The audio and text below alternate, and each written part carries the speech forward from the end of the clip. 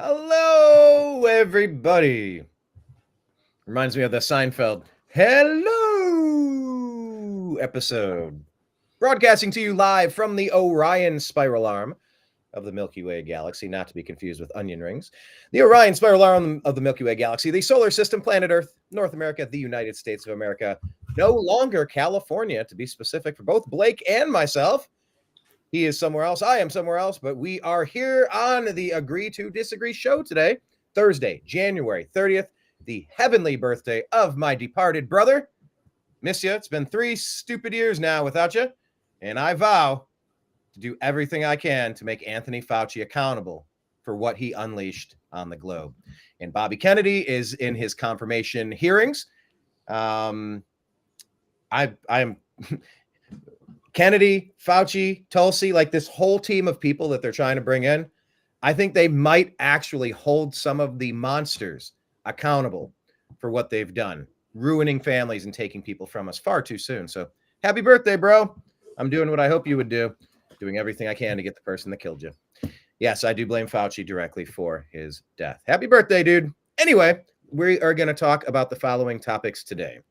We're going to ask if you agree or disagree that the tragic flight accident was likely due to DEI hires. And of course, that is the airplane meets helicopter off of near DC at Reagan International Airport. We're going to ask if you agree or disagree that Kash Patel deserves to be nominated as FBI director. Agree or disagree, Tulsi deserves nominated as DNI director. Agree or disagree that RFK Jr. is the most likely nomination to get rejected. Agree or disagree that healthcare should be a fundamental human right. And agree or disagree that violent, illegal aliens should be sent to Gitmo. So we're going to talk about all of those and more on today's episode. Please leave your comments. Join the program. We like interacting with you, just like we do with Kenneth. Yes, Kenneth saying Brian Press Corps Engelman. I did submit for my press credentials. We'll come back from the break and ask Blake Walley if he submitted for his credentials. On the other side is the Agree to Disagree show.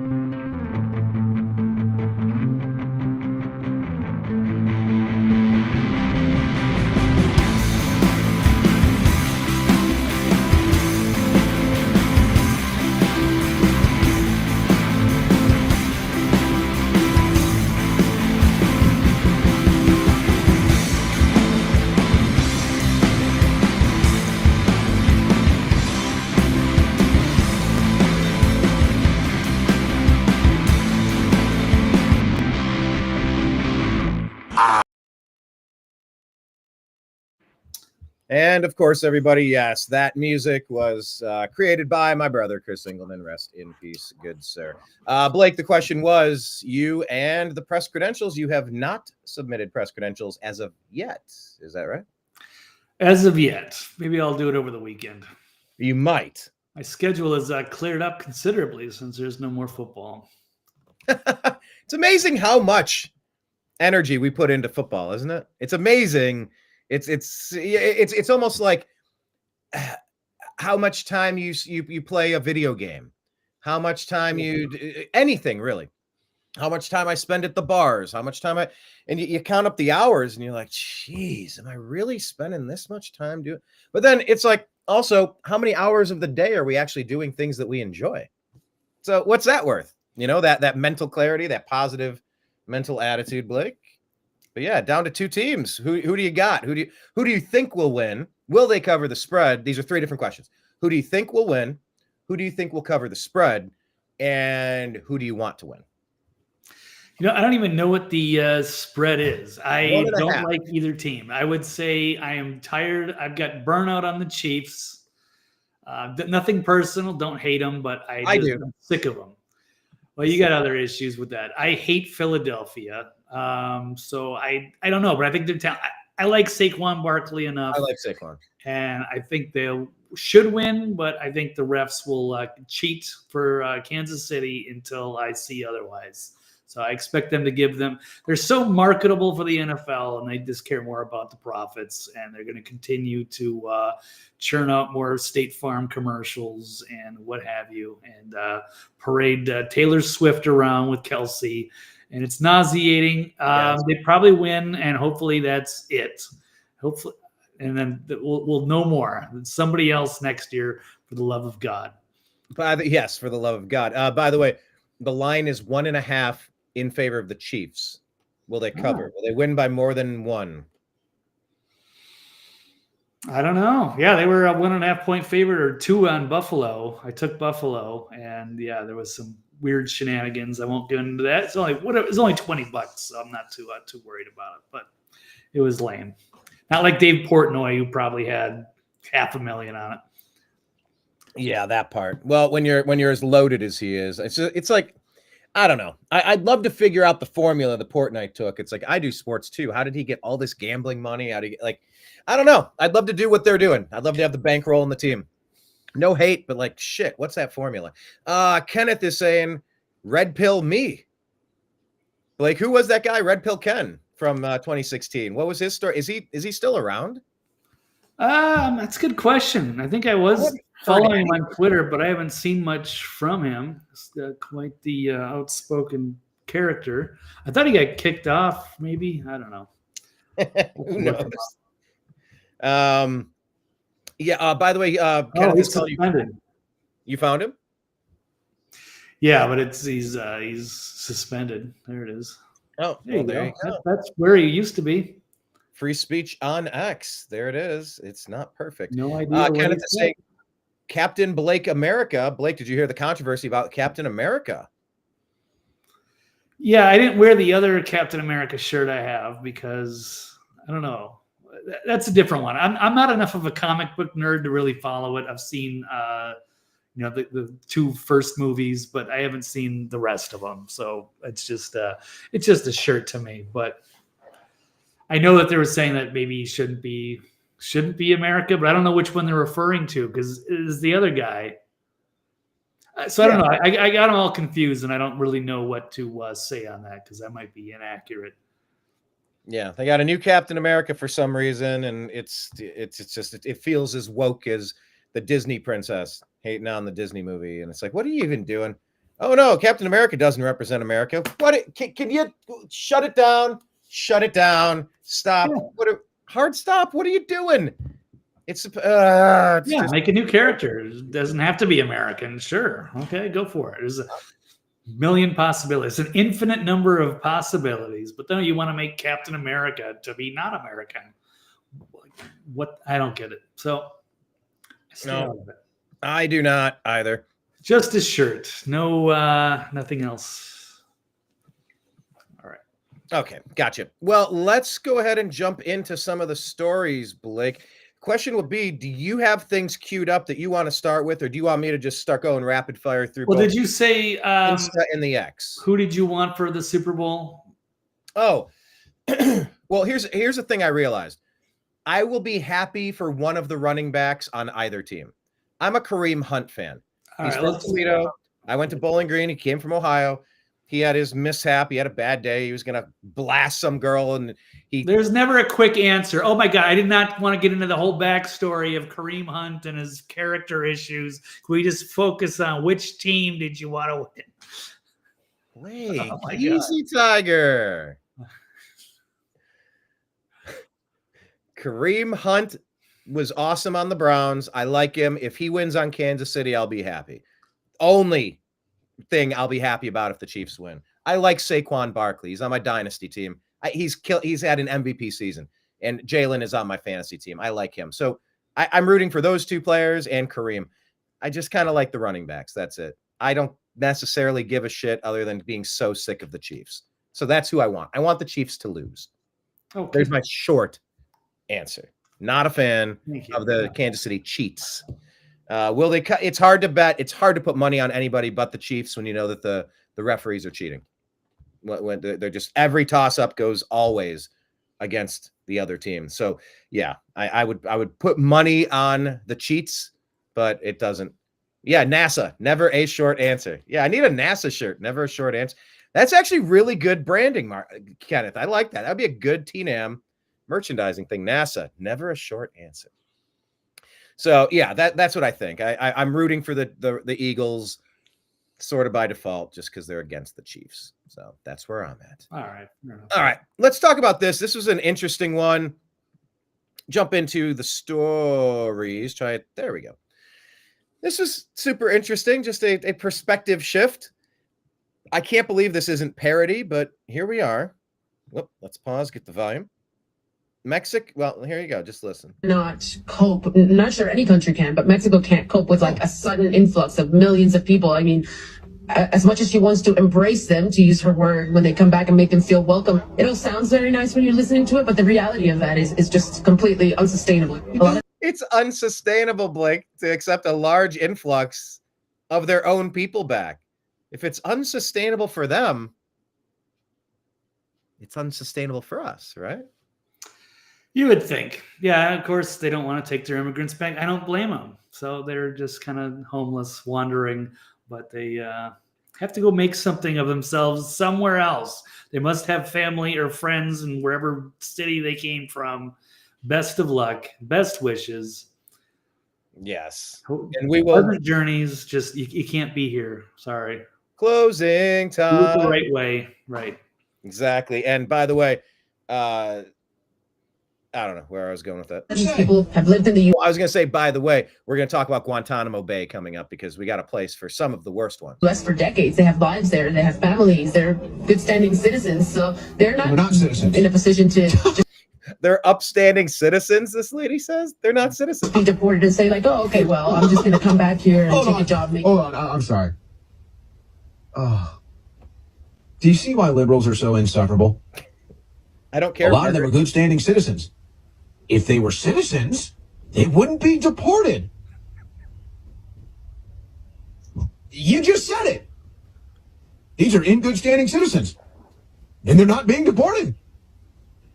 I'm not sure any foreign country can deal with this influx of people. What about us? We're supposed to be able to deal with it? We're supposed to fund it? Again, do you understand the mindset of these liberals? This is really what these leftists believe. The only thing you're entitled to as an American is to suffer and have your money stolen from you and to be invaded and crushed. It's the only. Yep, that's all. That's what they believe in. That's what they push for. Congratulations, leftists. You've outed yourselves. Actually, I don't think I have a bunch on Insta. I think it's, oh no, I do have some. Okay, we'll go to the next one. Here we go. This is President Trump and Caitlin Collins, Blake. You know, Trump and Caitlin Collins. I feel like there need to be like some porn spin-offs or something, right? Like they kind of have a little thing going on. Like they got this little antagonistic, this little flirtatious thing. You know how they do parodies, and I could just well, not that I watch the product. I'm just saying I've heard that some people make porn parodies of situations. I think there's an alternate universe where someone's writing fan fiction where Donald Trump's having an affair with this Caitlin Collins from CNN. Maybe it's all in my head. I don't know. But here's the interaction. We don't even yet know the names of the 67 people who were killed. And you are blaming Democrats and DEI policies and air traffic control and seemingly the member of the U.S. military who was flying that Black Hawk helicopter. By the way, Blake, is it confirmed that there was a member of the U.S. military who was flying the Black Hawk helicopter? I don't know if that's been confirmed because they were just bragging about how you can fly these things remotely like drones. Oh, no. I think there was a few people. I think it was a fairly experienced crew going off memory. I don't know if there were soldiers because I guess sometimes they take some of the Black Hawk helicopters, the older ones from overseas, and they refurbish them for the police. I don't know if that was the case. I think there were soldiers on a training mission. I could be wrong. We'll go through that because I don't know if they have not released any of the names that I'm aware of, but I'm assuming they're soldiers. And I think that's kind of what Caitlin Collins was saying here. Like, we don't even know the names of the people who were on that plane, and you're already placing blame on DEI. She's like, is that okay? Kenneth, unsustainable and inconceivable. I know, loves that phrase. But yeah, President Trump taking this question, I think it's, it's the right answer here. So Don't you think you're getting ahead of the investigation right now? No, I don't think so at all. I don't think with the names of the people, you mean the names of the people that are on the plane, you think that's going to make a difference? Does it comfort their families? They are Are you a blaming group of DEI people that have policies? lost their lives. If you want a list of the names, we can give you that. We'll be giving that very soon. We're in coordination with American Airlines. We're in coordination very strongly, obviously, with the military. But I think that's not a very smart question. But are you I'm blaming- surprised coming from you. Are you blaming your once again, taking an unnecessary jab there, Blake. But I mean, this could kind of guide us into the topic of this crash. I mean, would you agree or disagree that the tragic flight accident was likely due to DEI hiring? I might change my position on this because when I first thought I was going to put this up, but I was like, oh, come on, let's not jump to conclusions and just assume everybody, it must be just incompetent DEI hires. But it's a possibility that there could have been, and I'll get to that, and I'll say a hat tip for a article that I saw from Trail Boss, Steve Doran from the Toxically Masculine Tuesday show. But let's... How was your show last night? Your Toxically Masculine... Wait, God, 2 days ago. How did it go? Good times, good show. Yeah, it was good. Good time. Yeah, as always, it's the best round table on the net. Cover a lot of interesting topics, including the. Sometimes we go into some woo stuff, especially with UFO things. Mike Barra and the Challenger shuttle disaster, and whether those guys still are still going about, whether they fake their own deaths. I don't know, but we went down the rabbit hole just for fun.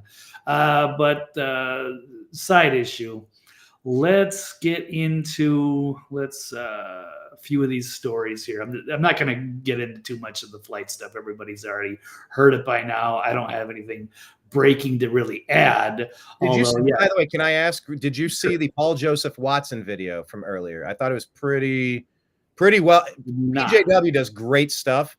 And in just like 4 or 5 minutes, he really shows a lot. Maybe we could even pull that one up. You can run it. I don't have it in front of me. I haven't seen it, but if you want to run it, I don't care. I could pull it up too. I mean, usually I've already got a couple other articles from. Yeah, anything you got. Let's. It's probably already up there. So okay, why don't we run into it? But let's quick.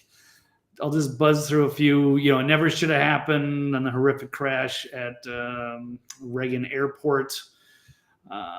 We could all agree on that. It shouldn't have happened, but that's why it's an accident. And there was maybe a U.S. figure skating team joined by a renowned Russian figure skating couple amongst the passengers from Wichita there over the Potomac River there. Terrible tragedy. Yeah, by the way, let me toss this up here. This was from, did I switch it to ESPN? Oh, sorry. Let me just throw it up there. 14 U.S. figure skaters. Coaches and people were a part of that. It's tragic. It becomes a sports story as well. Actually, I should have broadcast this on the Unhappy Hour sports show because of that story leading the top of it. Yeah, prayers to everybody. It sucks, but like that was it Sean Duffy? It's his first day at work. How about this for being your first day at work? He's a new transportation secretary guy. Yeah, that sucks. Not the way you want to get started, but this is what would have been seen as just a quick recap. It's just a quick clip. Let's show this explosion. We already got a first troll comment already, but we're gonna get to that RFK stuff soon enough. But here we go. Here's the fateful crash. It's hard to see, but yes, the explosion, terrible. Helicopter had opportunities to move in different spots but didn't. Again, terrible accident, not like it was I don't think it was intentional. We'll get to the Paul Joseph Watson, but before that, let's go to another InfoWars guy, Rob Dew here. Screenshot of the air traffic control monitor saying that there's a CA, it's a red light you'll see, stands for collision alarm, and that they're on the screen 25 seconds before impact. So he's saying, someone must have been asleep at their air traffic control station, because you should have been on there saying something if they had an opportunity. So let's roll this quick clip. I don't have volume yet. There is volume. Do you see it? Yes, I do see. Okay, so here's where you're seeing the CA. This is the alert. These two different flights getting too close. Let's say something so they don't hit each other. Tell one of them to get out of the way. Let's be the helicopter because they can do more maneuvering. It's easier for them. But look at that angle. It looks like it goes right for it. It's like they were trying not to hit each other. It's like if you see a squirrel in the middle of the road, you're supposed to try to hit the squirrel because then it'll get out of the way. But if you're trying to dodge it, then it confuses the squirrel and they don't know which direction to go to because you're swerving and then you end up hitting it anyway. So maybe it's something like that. So both pilots overcorrecting and just tragically hit each other. But I don't know. Well, there's going to continue to be an investigation on that. But I will point out, here's the hat tip I was referring to, is that there's a flashback. The FAA turned away this is from a year ago. This is out of the Washington Times back from, let's see, I thought I had the date here. Yeah, February 1st of 2024. So almost exactly 1 year ago. They had FAA was turning away qualified air traffic controllers based solely on race. So that means there actually were DEI hires and that they were rejecting some of the people that were actually well qualified, that passed all the training, did well on the questionnaires, but they just decided to go with a different group of people. Now, I'm not saying that had anything to do with it. It could very well be a coincidence. Maybe that controllers should have been there to say something. It's pilot errors. There's many things. I don't want to place all the blame on like DEI hires, but I guess you could at least make that argument considering the facts there. So we've also got, this is from Modernity. This is Paul Joseph Watson's new website. So this is actually from his brother, Steve Watson. Yeah, just showing how it's the blame game. So you got people on the right wing saying, oh, it's DEI hires. Then you got, the left wing saying, I don't know if they're cutting budgets or what have you. So they were both sides quick to capitalize and blame the other when we should really just be coming together and finding out objectively what went wrong and making the correction. But it's a divisive issue. Yeah, I don't expect some of these people are not very intellectually honest. It's always a point to target political opposition for cheap points. Let's go to the regular website, and here's the strange things about the plane crash from Paul Joseph Watson. Okay, let's roll this quick. All right, boom. Strange questions surrounding the mid-air collision of an American Airlines flight and a Black Hawk helicopter over Washington, D.C., with some, including the president himself, suggesting it should have never happened. What happened? Oh my God! Why was the Black Hawk reportedly flying dark near a busy airport? Why didn't it take evasive action when Black Hawks have such adept maneuverability? The plane appears to have descended onto the helicopter. The Black Hawk helicopter appeared to be coming from the right of the commercial flight that was descending into runway 33. But some claim the chopper flew directly into the American Airlines jet. Experts are baffled as to how traffic collision sensors failed. This is just so staggering. Commercial flights are equipped for ages with a system called TCAS, Traffic Collision Avoidance System. It tells the pilots in the cockpit how to avoid other airplanes nearby. With many perplexed as to how such an accident could happen in 2025. The airplane was on a perfect and routine line of approach to the airport, said Trump. The helicopter was going straight at the airplane for an extended period of time. It's a clear night. The lights on the plane were blazing. Why didn't the helicopter go up or down or turn? Why didn't the control tower tell the helicopter what to do instead of asking if they saw the plane? One eyewitness told NBC News it was the plane that seemed to be acting bizarrely, showing a stream of sparks on its underside. Why weren't both aircraft told to make immediate diversions when radar showed they were on a direct collision course? The helicopter would have needed to slow way down or make a substantial left turn to pass behind the plane. It apparently did neither. Very odd. Instead, it made a slight right turn, resulting in the collision. The ATC was asking the Black Hawk if it had the airplane in sight only moments before the crash. This club has a aircraft in sight precision separation.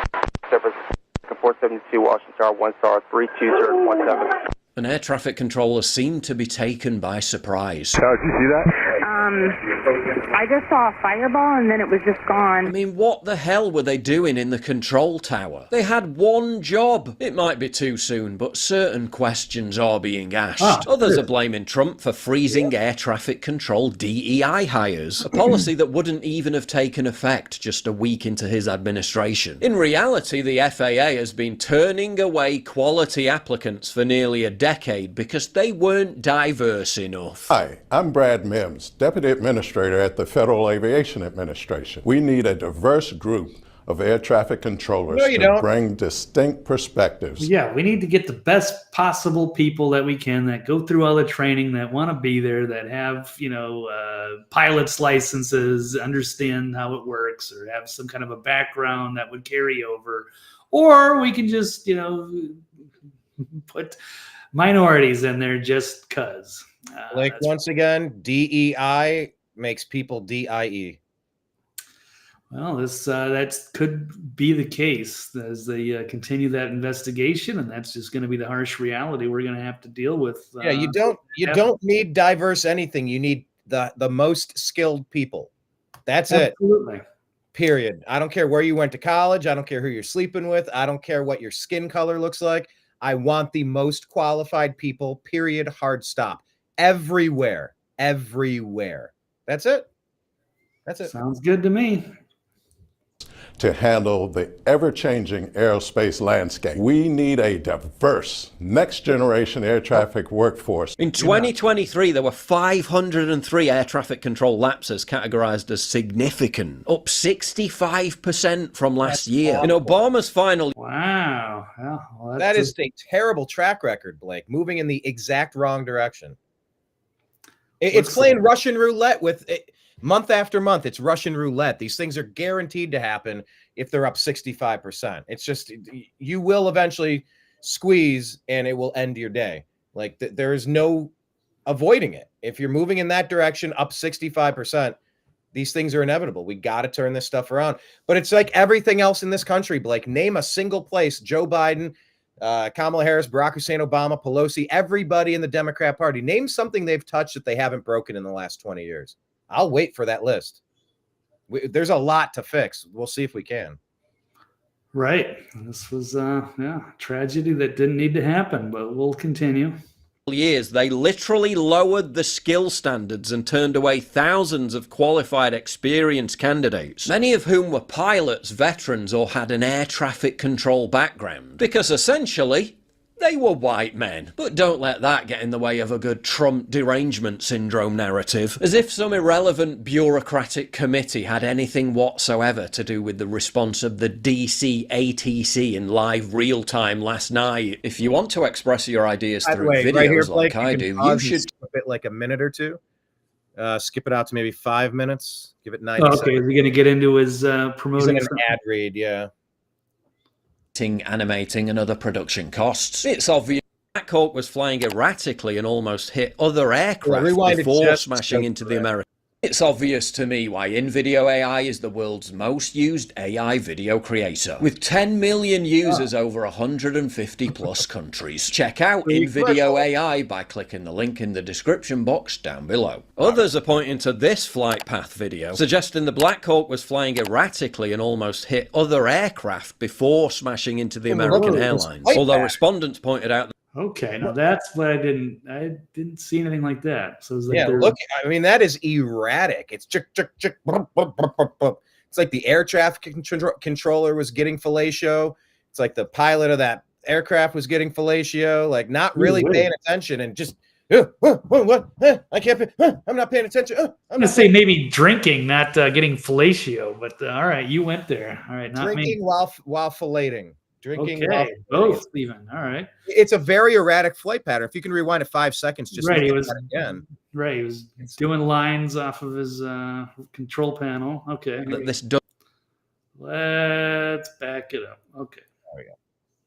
Check out InVideo AI by clicking the link in the description box down below. Others are pointing to this flight path video, suggesting the Black Hawk was flying erratically and almost hit other aircraft before smashing into the American airlines. Although respondents pointed out that this doesn't account for altitude, with some conceding that the Black Hawk does seem to be flying somewhat waywardly. And if you thought a flight path video couldn't be chilling, then watch this. It shows the AA5342 revert back to the middle of the river and then fall completely off the radar map. A slew of pretty dumb conspiracy theories that emerge after every tragedy arrived like clockwork. The claim that the chopper was a VIP aircraft that had just left CIA headquarters. It didn't. It came from Fort Belvoir and was on a routine training mission. The claim that, quote... It's just the way that English people say it didn't. It didn't. Gotcha. CNN published an article about the DC plane crash 7 hours before it took place. No, they didn't. As Cernovich explained, this is just a result of old stories being updated so news networks can grab the top spots on Google News searches. A more legitimate criticism of CNN is that they wasted no time whatsoever in suggesting that the transfer of power played a role, all but blaming Trump. Look, it's January 29th. We are just 9 days out from a presidential transition, an administrative transition. The FAA administrator resigned at the end of the Biden administration, so there is no permanent confirmed FAA administrator right now. She didn't want to say it outright, but you know for sure what she was implying. Is there any reason to believe there was any foul play here? I think you have to look at this with eyes wide open, see what happened. Human error, was it some sort of equipment failure? Did DEI play a role in this type of thing? Let's pray they find some survivors. But given the temperature and conditions and what we've learned so far, it doesn't look great. Can you show us a text message that you got from her? Landing in 20 minutes. The rest of my text did not get delivered. That's when I realized something might be up. Are there any pilots watching? I'd be fascinated to know what you think happened in the comments down below. So, yeah, I mean, that was a really good report that put a lot of those key components together in one spot. PJW is really good for that stuff. He's one of the best. I've been a fan of him for many years. That was exactly the video I was hoping to get some more, a lot in a small video, because we're all wondering what the hell happened. And we're going to be asking that question for many days and many weeks ahead. And how do we fix it? Most importantly, how do we fix it from ever happening again? And that's, of course, Blake, if it wasn't intentional. There's a lot of questions. Could this have been intentional in some way? I don't know. But I believe that Black Hawk, they were just advertising how they can fly it remotely like a drone up to 300 miles. You're like, oh, okay. So what is the official story? Of course, I want to know who was on the flight manifest. Could it have been the same person that certified the Barack Hussein Obama birth certificate in Hawaii? Oh, yeah, that happened to that guy. Remember that plane went down and he was, I think, the only one that drowned on that plane or something really weird? Yeah, I can pull that story up later. But a lot of unanswered questions here, Blake. We're going to unpack it as, the weeks go by and the investigation runs its course. But, yeah, I don't think they found any, although I did find one report I did share. Maybe I'll get to it in the stack here. Let me, well, my stack's kind of all over the place, so we might bounce around topics, but I thought I heard that they did pull somebody out of the water and sent him to the hospital and they were alive. I don't know. Yeah, people are quick to the conspiracy theories. Maybe something was on it, and you never know. You can't roll that stuff out. So I don't know. I also heard nobody survived, or nobody could have survived big collision like that, and then being dropped, unfortunately, into that freezing cold water. So, according to Robin McBride, a U.S. skater could not take his large dog on that plane, and then he rented a car to make the 12-hour trip to D.C. Must be living right. Holy shit. Didn't Cernovich, wasn't Cernovich supposed to be? Was it Cernovich? John Madden? No, I have no idea. Somebody that's supposed to be on a plane and doesn't. Yeah, I thought maybe 9/11 was Seth Green with 9/11, right?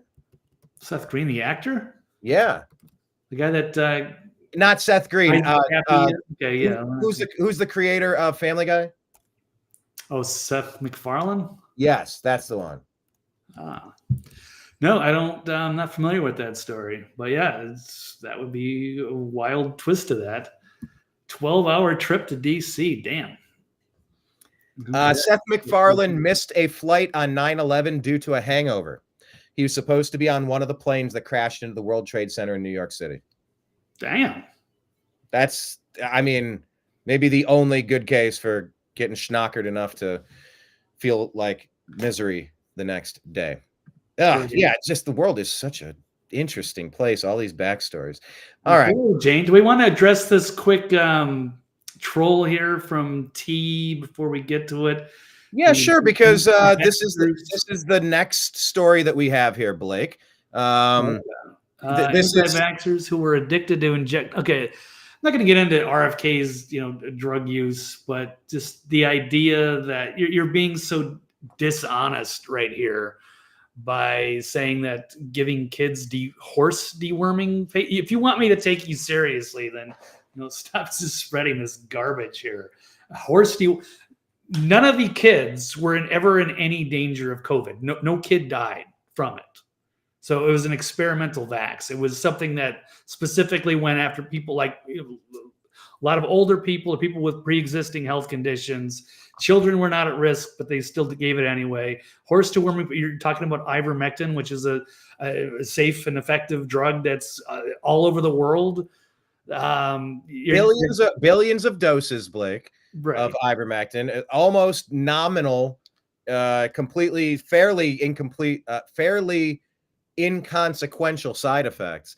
And when you say no kids, like, okay, most kids, like I said at the top of the show, like, I feel like my brother was the only young, healthy person to die of COVID. It's the cruelest joke because this mainly went after elderly and obese, which is what the flu normally goes after. My brother had double pneumonia, COVID, however they charted it. But yeah, it for the most part did not go after kids at all. It was old, elderly, obese for the most part. Yes. Right. Yeah, it was weird. I got a clip for that. I'm just gonna play. Let's see if I can find it. All right, let me finish this one and then I'll give you the screen. This is Defiant L's. This is a pretty nice account. Defiantly taking your loss. Huh? Would you look at that? Media Matters says Joe Rogan spreads unfounded conspiracy theory. By the way, tip for everyone else out there: Blake knows this, Kenneth knows this, Jane knows this, but for the rest of you, if someone uses the term conspiracy theory or insurrection or misinformation, disinformation, it is 90+% likely they are lying to you and they're reading off of a script. They are regurgitating lies so that they can malign the person they're trying to take down. Those are the phrases that tip off an intellectually dishonest person. So, Media Matters, Joe Rogan spreads unfounded conspiracy theory COVID-19 started in a lab, published in all those places. And then, oh, guess what? CIA now favors lab leak theory to explain COVID's origins. There you go, vindicated. However, I took it one step further because this is where we're headed, everybody. Brace yourselves. We're almost there. Call it intentional. This was an intentional biological attack on humanity. Prove me wrong. My lack of evidence doesn't make me wrong. This was intentional, Blake. That's what my gut tells me. You were pulling up an article, Blake. You should take the screen. No, just a quick video. I'm going to be running on my show here. Don't want to sound like a dick or nothing, but it says on your chart that you're fucked up. You talk. There we go. All right. One of my favorite clips. Idiocracy. Good times. All right. Did you see the Trump deepfake, Blake? I sent it to Barra, and it was Trump giving a proclamation. It was about that now you're allowed to use those two words. Yep. Yeah. Oh yeah. You say retard again. All right. Well, it's bring it back. The new world order is upon us. All right. This is what we were talking about here. Here's something that's important to note. A class action lawsuit has been filed against the FAA, like you were saying, Blake, for rejecting 900 air traffic controller applicants. This is from the Based Forever media account. Let's listen to what this is about. And oh my God, did America make a mistake ever letting Barack Hussein Obama anywhere near the switches of power. And Lord willing, it's all going to be exposed with Kash Patel and Tulsi, all of the unconstitutional civil rights violating treasonous bullshit that he did in his first 2 terms and during the the Joe Biden puppet term, and while they worked to overthrow Donald Trump in a coup multiple times for trying to expose the money laundering, theft, graft, and overall corruption in Ukraine with Burisma and Biden and his holdings. So Lord willing, it's going to come out. But God, if we didn't let Obama in, we could have avoided so much of this hassle. Listen to this class action lawsuit rejecting people for being white. That's all this is. And it lowers the quality of product because you have super qualified people that can't get in the door because they're being discriminated on what they look like. I thought that was wrong. Foundation is part of a class action on behalf of 900 plus would-be air traffic controllers. And so we brought this suit based on the FAA's change in its hiring practices. So it used to be that they would score a pre-employment test and it would be based on merit. And all of our clients passed with flying colors. Many of them passed with 100% on this test. Flying colors, pardon the pun. And the FAA decided that the pool of air traffic controller applicants was too white. And so they flushed that initial test and they adopted a biographical assessment, which you can already hear as an ominous term for a air traffic controller test. And unfortunately, our clients didn't pass that. And we allege that the FAA changed the test in order to gerrymander the racial. Legal Foundation is Blake. That is just shockingly reckless, astonishingly evil and racist, is it not? I guess so, Brian. I know you wanted Kamala to win. If only that could have happened, and Obama could still be running things. Let's take. Oh no! You think you just fell out of a coconut tree? You think sitting in the content? It isn't you're on television, Mike. Look at her.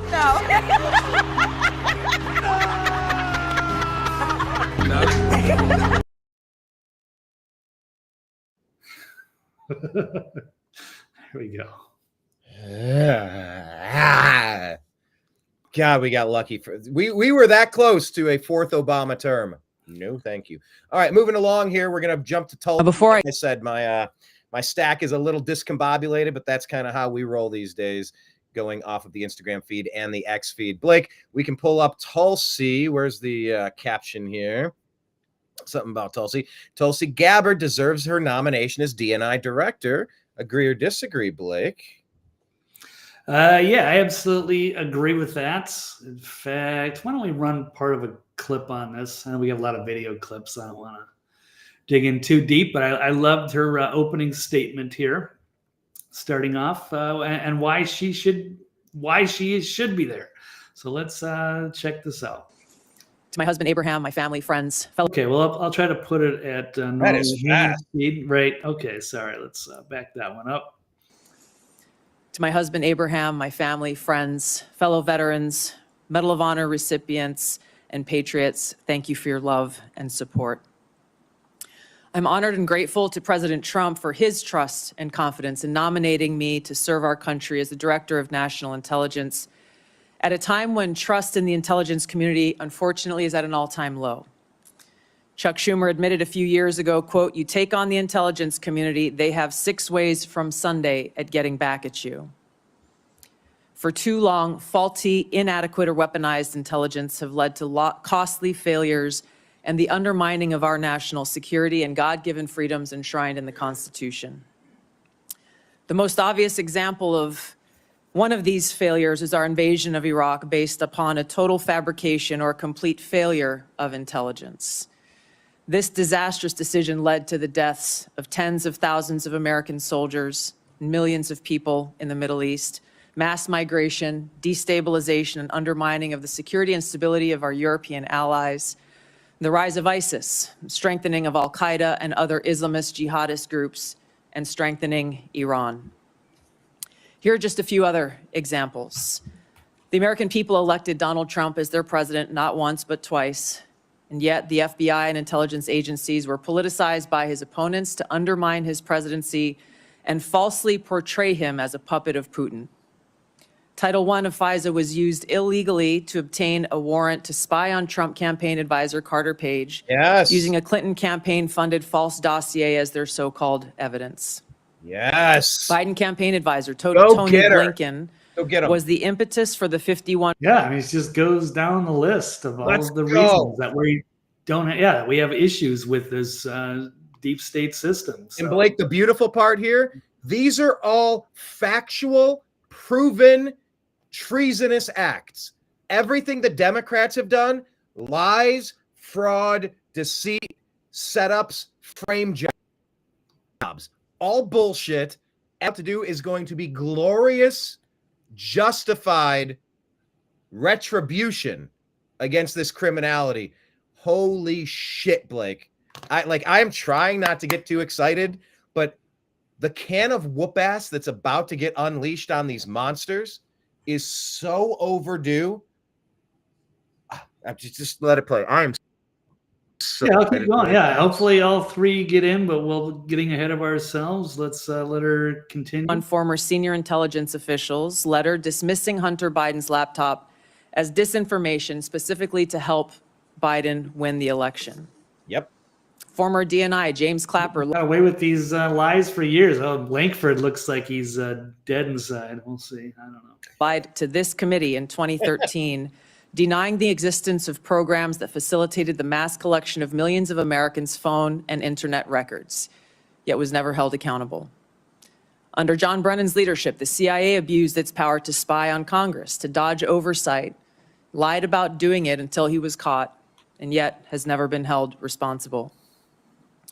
Under Biden, the FBI abused its power for political reasons to try to surveil Catholics who attend traditional Latin Mass, labeling them as quote-unquote radical traditionalist Catholics. Wow.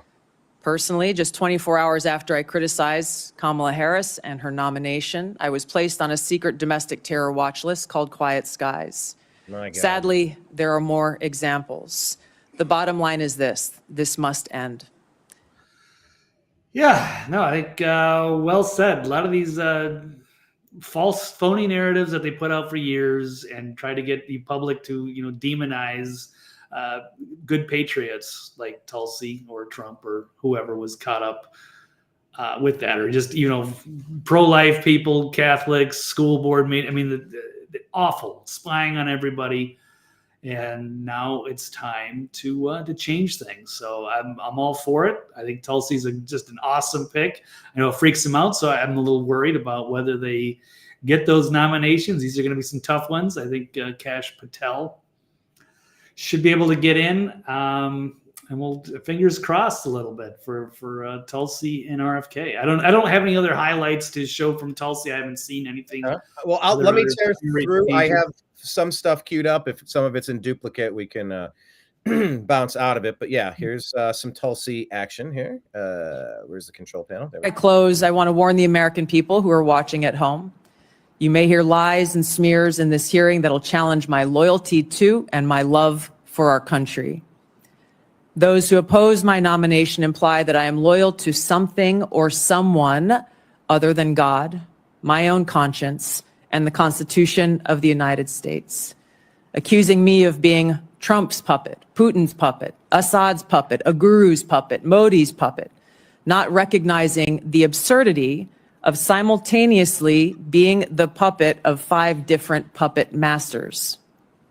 The same tactic was used against President Trump. She's a Sesame Street puppet. No, I'm just kidding. That's Bernie Sanders. And failed. The American people elected President Trump with a decisive victory and mandate for change. The fact is, what truly unsettles my political opponents is I refuse to be their puppet. Now, before I close. Yeah, the right-winged angel shared this, and their comment was, Tulsi Gabbard hit the nail on the head when she slaughtered Kamala Harris in the Democrat debate in 2019, she became their enemy. And that's exactly what this is, Blake. Their accusations are ludicrous, right? That she's anything other than a decorated patriot, a qualified, talented, skilled human being. Right. And you can't weaponize these agencies to go after your political opponents, which is what they've been doing. So they've been spreading lies long enough, and it's time to face the reckoning for that, assuming they can get nominated and get to work. Well, let's bounce over to this. And like I said, this will be a little disjointed. We're bouncing back and forth due to pre-production. It's cool. It's fun. It keeps it moving, keeps it fresh. But I have an RFK Jr. one here. So let me play this clip and then ask you if you agree or disagree. By the way, Kenneth, Jane, do you agree or disagree that RFK Jr. is the most likely nomination that will get rejected? That'll be a question of the day. Let's play this clip from Bobby Kennedy Jr. No, I'm asking about fees from suing drug companies. Will you agree not to do that? You're asking me to not sue drug companies, No, and I'm not going to agree to that, drug Senator. companies as much as you want. I'm not going to agree to not sue drug companies or anybody. No. Blake, he's not agreeing to not sue drug companies. Does that mean he's likely to be rejected? This is the one thing where I disagree with the conservative MAGA media, what have you. And I can't stand Elizabeth Warren, but I'll say that she does make a point there. And I was a little sad that RFK didn't agree to that and say, yes, he's not going to benefit. I don't care. Yeah, he should go sue these companies. That's cool. But he wouldn't acknowledge that he wasn't going to take some kind of kickback on it, which was, I thought, confusing. And it was a fair question, but I know a lot of these people are making lots of money from big pharma. Maybe I'd like to see hey, how about we make an agreement that none of you guys can take money or contributions, and you can't do it 4 years after. You're not allowed to be a lobbyist. I think that should be for everybody. There's way too much money in politics. But this is one thing that I thought he didn't handle right.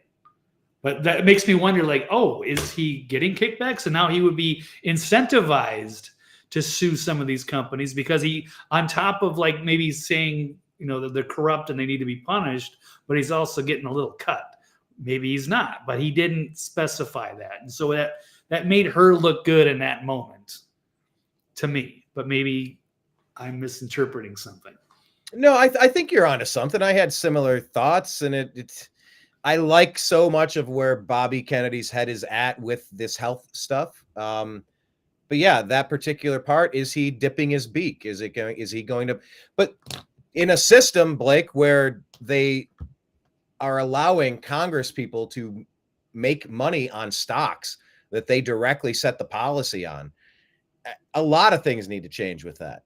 But I think one of the things that needs to change is the blanket liability waivers, the blanket coverage that these companies get, because it's supposed to be a system where fraud vitiates the claims. If what's happening, and the protections rather, fraud vitiates the protections.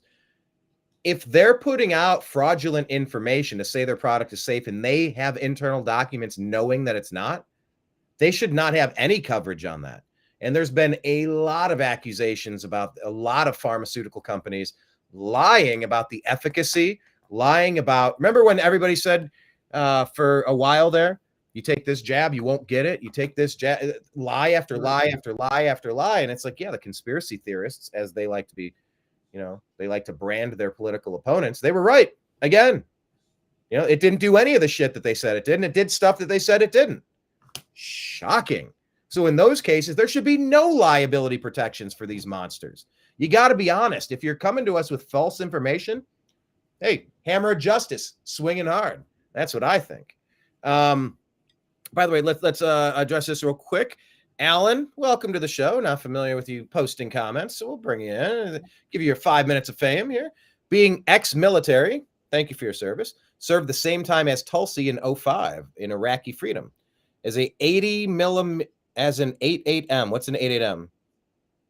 Unless you served, you know nothing about war. I don't know what 88M means. Is that a battalion? Is that a caliber of a weapon? 88 millimeter? No, 88M. I don't know. But he's saying unless you've served, you don't know shit about war. Blake, is that fair? Because on my Strictly Football show with Mike Barra, he's like, I don't like these lady commentators. They haven't played football. They don't know shit about football. And I'm like, well, hold on. I hear you. But I've never been president. But I'm on here every single day giving you my political ramblings. I think I have really awesome insight. But I've never been president. Am I not allowed to have an opinion because I wasn't in war or because I wasn't on the NFL field? Like, yeah, I never served in Congress. Can I not have an opinion on the omnibus bill? Like, I don't know. I mean, I take the point. What do you say? What say you? Well, yeah, no chicken shit bureaucrat should be like ordering other people's kids to go into a war. No, like you should have some combat experience. Like you should have been out there and know what the horrors of war are. But yeah, I think that's great point. Sure. And thanks for clarifying that. Like John Bolton, did he ever serve? I don't even know. John Bolton. Dick Cheney. I mean, did they actually get into combat? Dick Cheney shot his friend in the face. That's combat. Right. Yeah. Alan is clarifying here. 88 Mike, truck driver. Well, thank you for your service. Can I also ask one follow-up question, Alan? Does that mean that you are supporting Tulsi because you were there at the same time and you're appreciative that a DNI is going to be someone who kind of knows their ass from a hole in the wall when it comes to warfare? Blake, go ahead. You pulled one up here. What is this one? Well, I guess this would be Elizabeth Warren and Aaron Rupar and the other goofball just talking about that vaccine. Is that Aaron Rupar? Is that who that is? No, that's from just his tweet. I forget this piece of work. Right. Okay, we'll check it out. If he's put in charge of Health and Human Services, he has a whole toolbox of ways that he very quietly can undermine vaccines and vaccine manufacturers, and he can get rich doing it. If he does that... Right. So she makes a good point. He can also enrich himself, and he kind of dodged that question. Unfortunately, that's the only negative I will say that I've seen on that. He can stand there, smile at you, and say, no, he's fine. Anybody can vaccinate their kids that they want to. But he literally could bankrupt the vaccine manufacturers with the power he will have. And since he's got a financial incentive to do that, we cannot trust him in that job. So if Elizabeth Warren has a financial incentive to defend the vaccine companies, what do we do about that? All right. Fair is fair. What do you propose, Elizabeth Warren? You're going to send off those ill-gotten gains? You're going to donate them to me? What are you doing? You're allowed to defend a vaccine company, but he can't go after a vaccine company. You can make a shitload of money off of a vaccine company, but Bobby can't make money off of a vaccine company. Pick a fucking lane, lady. Right. Blake, the left. You might have more insight into this than me. I've never been on the left. I've never gave a flying fuck about the left. I've always disliked where they're coming from. Like I get some of the personal freedom libertarian leanings. Theoretically, they become so totalitarian. I can't even remember what a Bill Clinton Democrat was like. But that being said, can you give me some insight as to how so many people got fooled into thinking people like Bernie Sanders and Elizabeth Warren were counterculture superstars fighting for the common man? Like, because I'm just trying to rack my brain and remember, how did those two become the standard bearers for the good kind of Democrat? We're so far past that. Can you help me understand that, Blake? I would say a lot of it was just a rejection of the Bush-Cheney-Rumsfeld administration. So those were unjustified wars. You had the financial issues of those days, and I forget Hank Paulson with the Fed. There was a lot of problems and corruption going on then, and I think that's where they kind of rose to stardom, because that was kind of common sense, just being anti-war. Clearly, like a guy like Cheney is enriching himself through war. Halliburton, yeah. So whether it's rebuilding some of these places that were destroyed, they had major financial incentives to keep the war machine going, and they enriched all their criminal friends. So that was easy. But then Obama came in, and then they just went so far left, like you can't even recognize them. They totally transformed into something else. So if they would have just kept that pressure, that would have been fine. That was a time where there were some sane voices on the left that were good, and they were calling out the BS. But now these are very different people now. Rumsfeld. Yeah, I love the Rumsfeld quote. There are known unknowns. There are unknown unknowns. Alan said, yes, that's my point. I've met Tulsi. All right, thank you. And he says, as far as Pocahontas, how much money has she collected from drug companies? Check that out. All right, well, let me check. She's like second or third on the list. I think she's second, and then Bernie's first for how much money they pulled in. And I do have that as well, the exchange between Bernie with RFK. So you got that one queued up? You ready on that? Yeah, let's do it. Here we go. How about let's grab your screen here.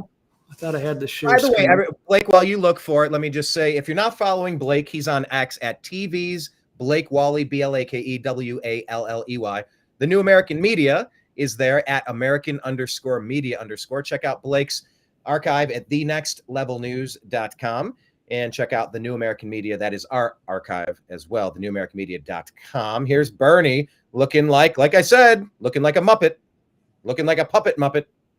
Yeah. It's like the guy up in the balcony yelling down at the people. Yeah. 82 years old. Yeah. They're from the Muppets. Yeah. That's good. That's a good comparison.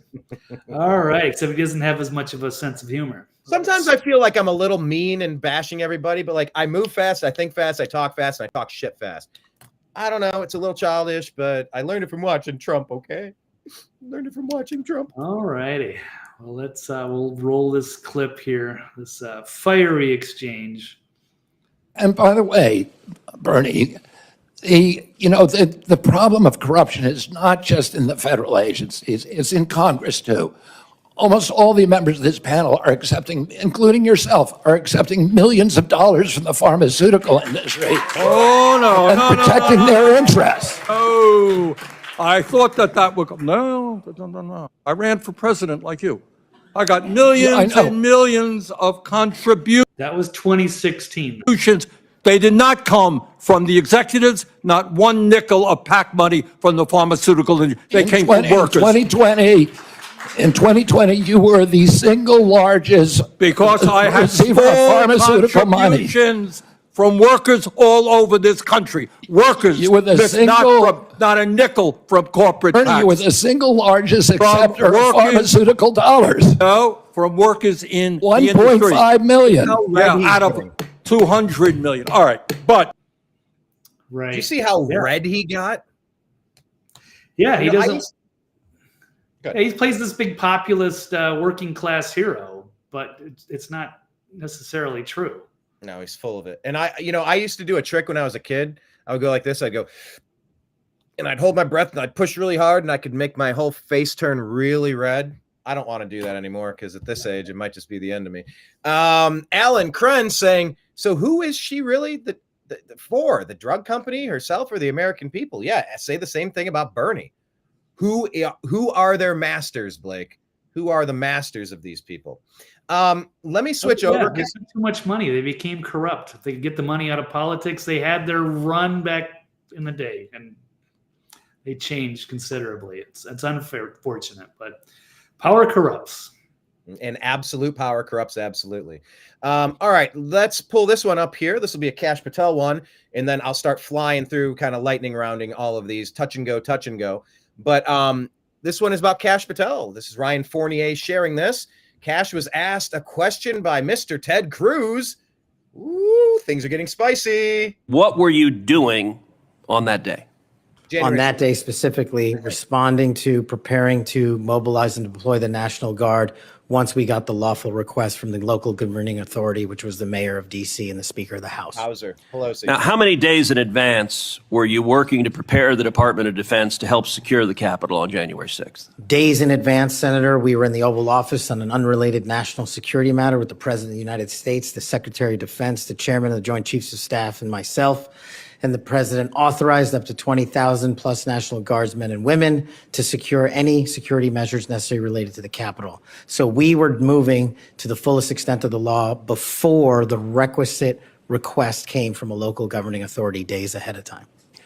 And while you were chief of staff at DOD, how many times did DOD approach Capitol Police and ask if they needed National Guard assistance? I believe those letters are well documented, numerous instances, and numerous of those instances, those requests were shut down. Now, am I correct that the Capitol Sergeant at Arms said assistance was unnecessary? That's correct, Senator. Wow. Imagine being the Sergeant at Arms and saying, okay, we're going to have 600 to 800,000 people descending on DC. They're pissed because they're identifying an obviously stolen election. 7 swing states that were fraud states. They all paused instead of finishing their count so we could just cheers. Oh, yeah, it's an easy re-election for Trump. Oh, we got 600 to 800,000 of these angry people showing up. They're upset that you're stealing the country. Yeah, we don't need any security for that. Is there any universe that makes any sense? No. Not in the slightest. Why would they? They have the resources. They're on hand. They could have easily deployed that unless they had other ulterior motives, and it's probably what actually happened. But it's time to get a second look, a new investigation into January 6th. A real one this time. Who did the Sergeant at Arms report to? The Speaker of the House. Ooh. That would have been Nancy Pelosi at the time. Is that correct? Yes, Senator. And would that also be Chuck Schumer, then the Senate Majority Leader? The Sergeant at Arms, yes, Senator, reports up there. Oh, you mean 6 ways from Sunday, Chucky Schumer?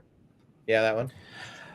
Did Mayor Bowser, the Democrat elected mayor in D.C., either request or allow National Guard assistance? She put in writing on the days leading up to January 6th a declination for National Guard additional support. Unreal. And that letter is available publicly to the world. So, and just to speak English for folks at home, a declination meant she said no, don't send National Guard. Is that right? Yes, sir. Let me ask you a simple question, because from the questioning from my Democrat colleagues, they might think otherwise.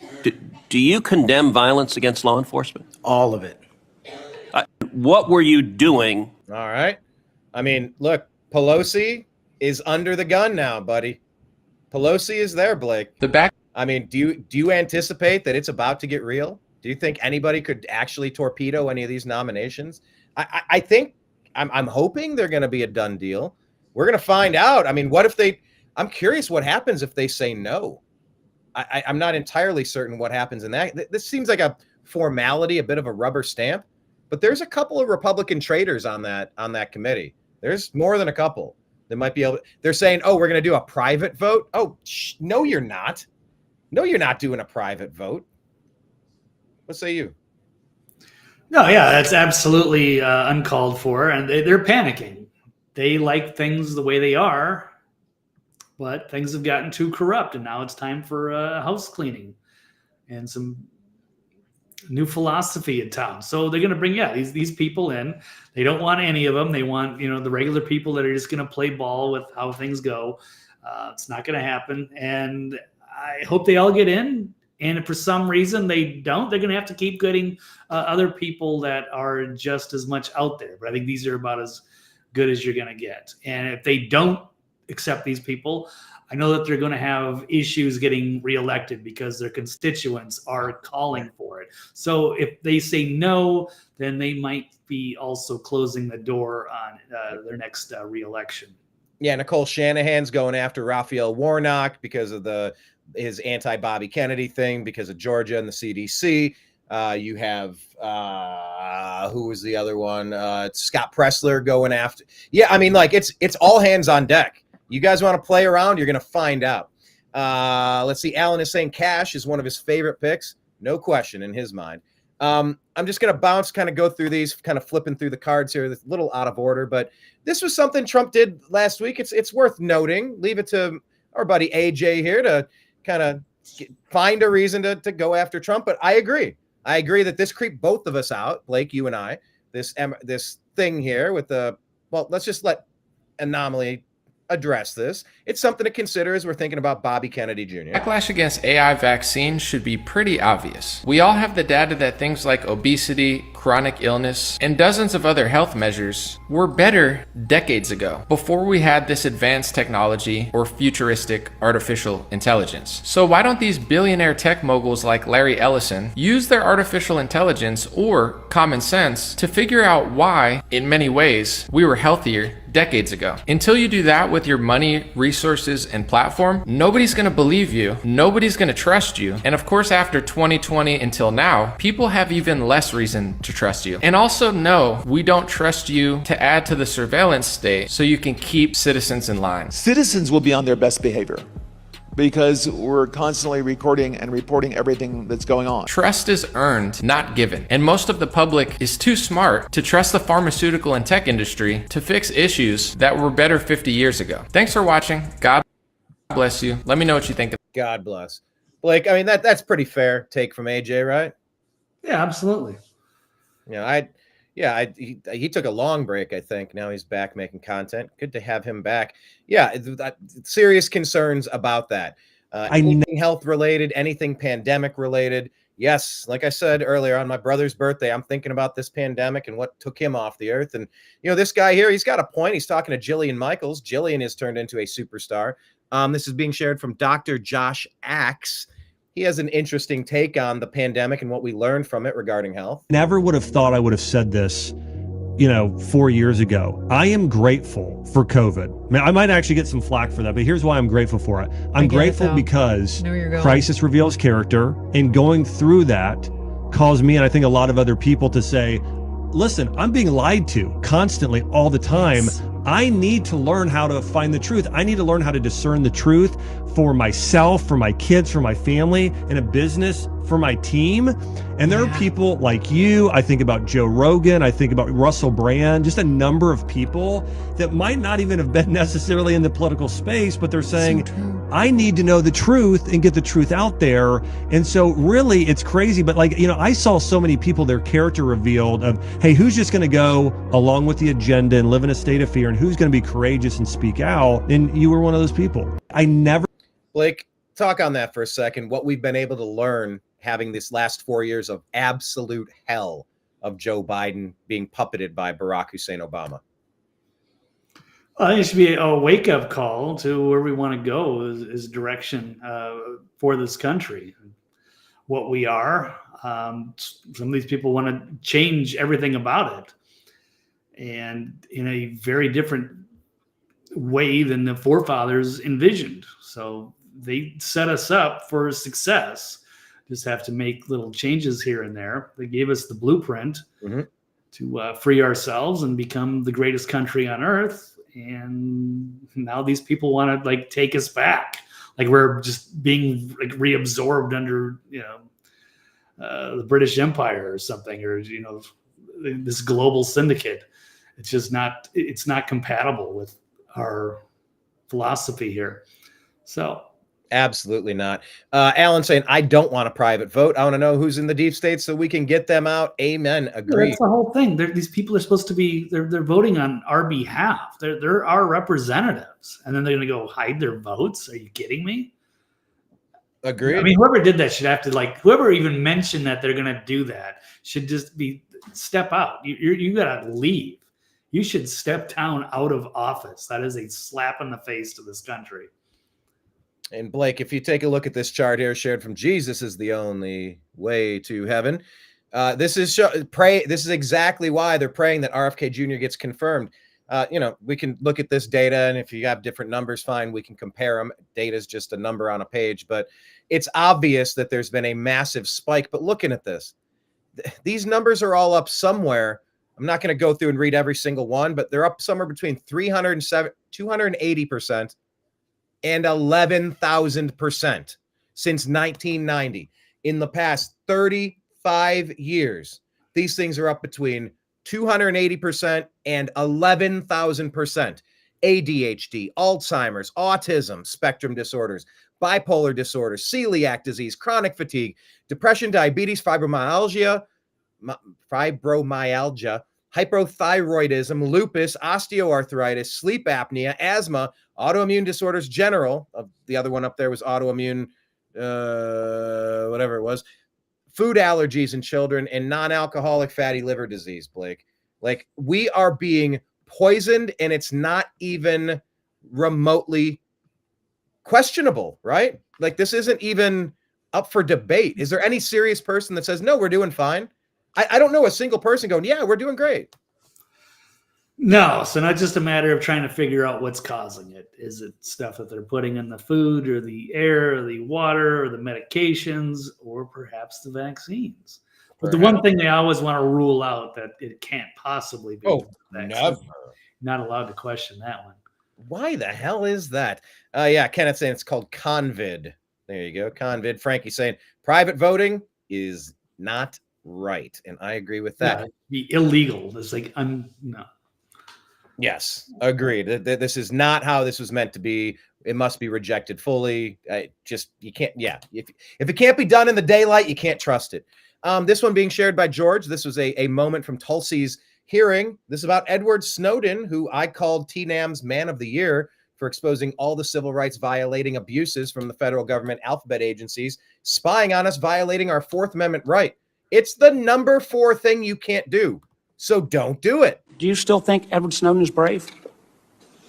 Mr. Vice Chairman, Edward Snowden broke the law. I do not agree with or support with all of the information and intelligence that he released, nor the way in which he did it. There would have been opportunities for him to come to you on this committee or seek out the IG to release that information. The fact is, he also, even as he broke the law, released information that exposed egregious, illegal, and unconstitutional programs that are happening within our government. Excuse me, Mr. that led to serious reforms that Congress undertook. Chairman, we got 5 minutes. So I take... This idiot is trying to shut her up because they don't want people to hear that they were doing illegal shit. Your answer, and these are your quotes. Brave, please join my bipartisan legislation calling for charges to be dropped against him. Do you disagree that legislation was not appropriate? Do you believe he is brave or not? Yeah, back those words. Once again, Senator, Edward Snowden broke the law. He also released. I could let this play, but she just kind of goes on repeat mode there. She's not taking the bait, essentially. She's not going to call him.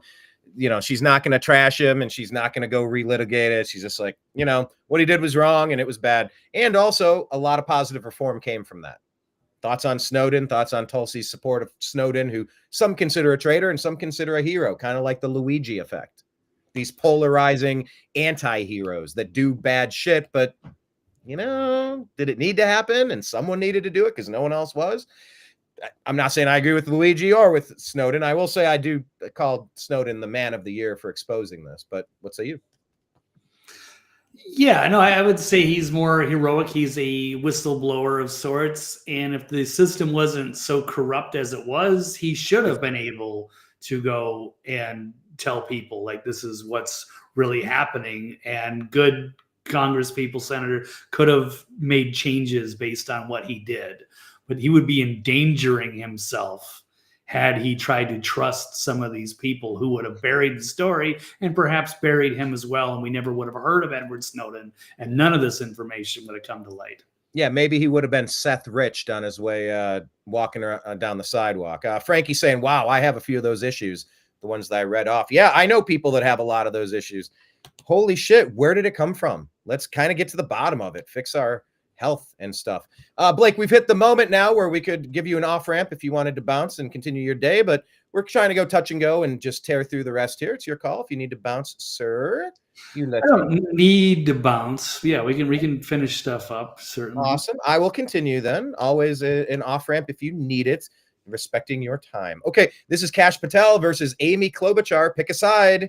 2 people enter, 1 person leaves. Before I call on Senator Lee, could he just answer the question if he said that the FBI headquarters where they investigate cybercrime and terrorism should be shut down and open as a deep state, hey, Mr. Chair, as a museum? Should he say that it's a deep state? I just want to answer that question. Could he do the thing about the deep state?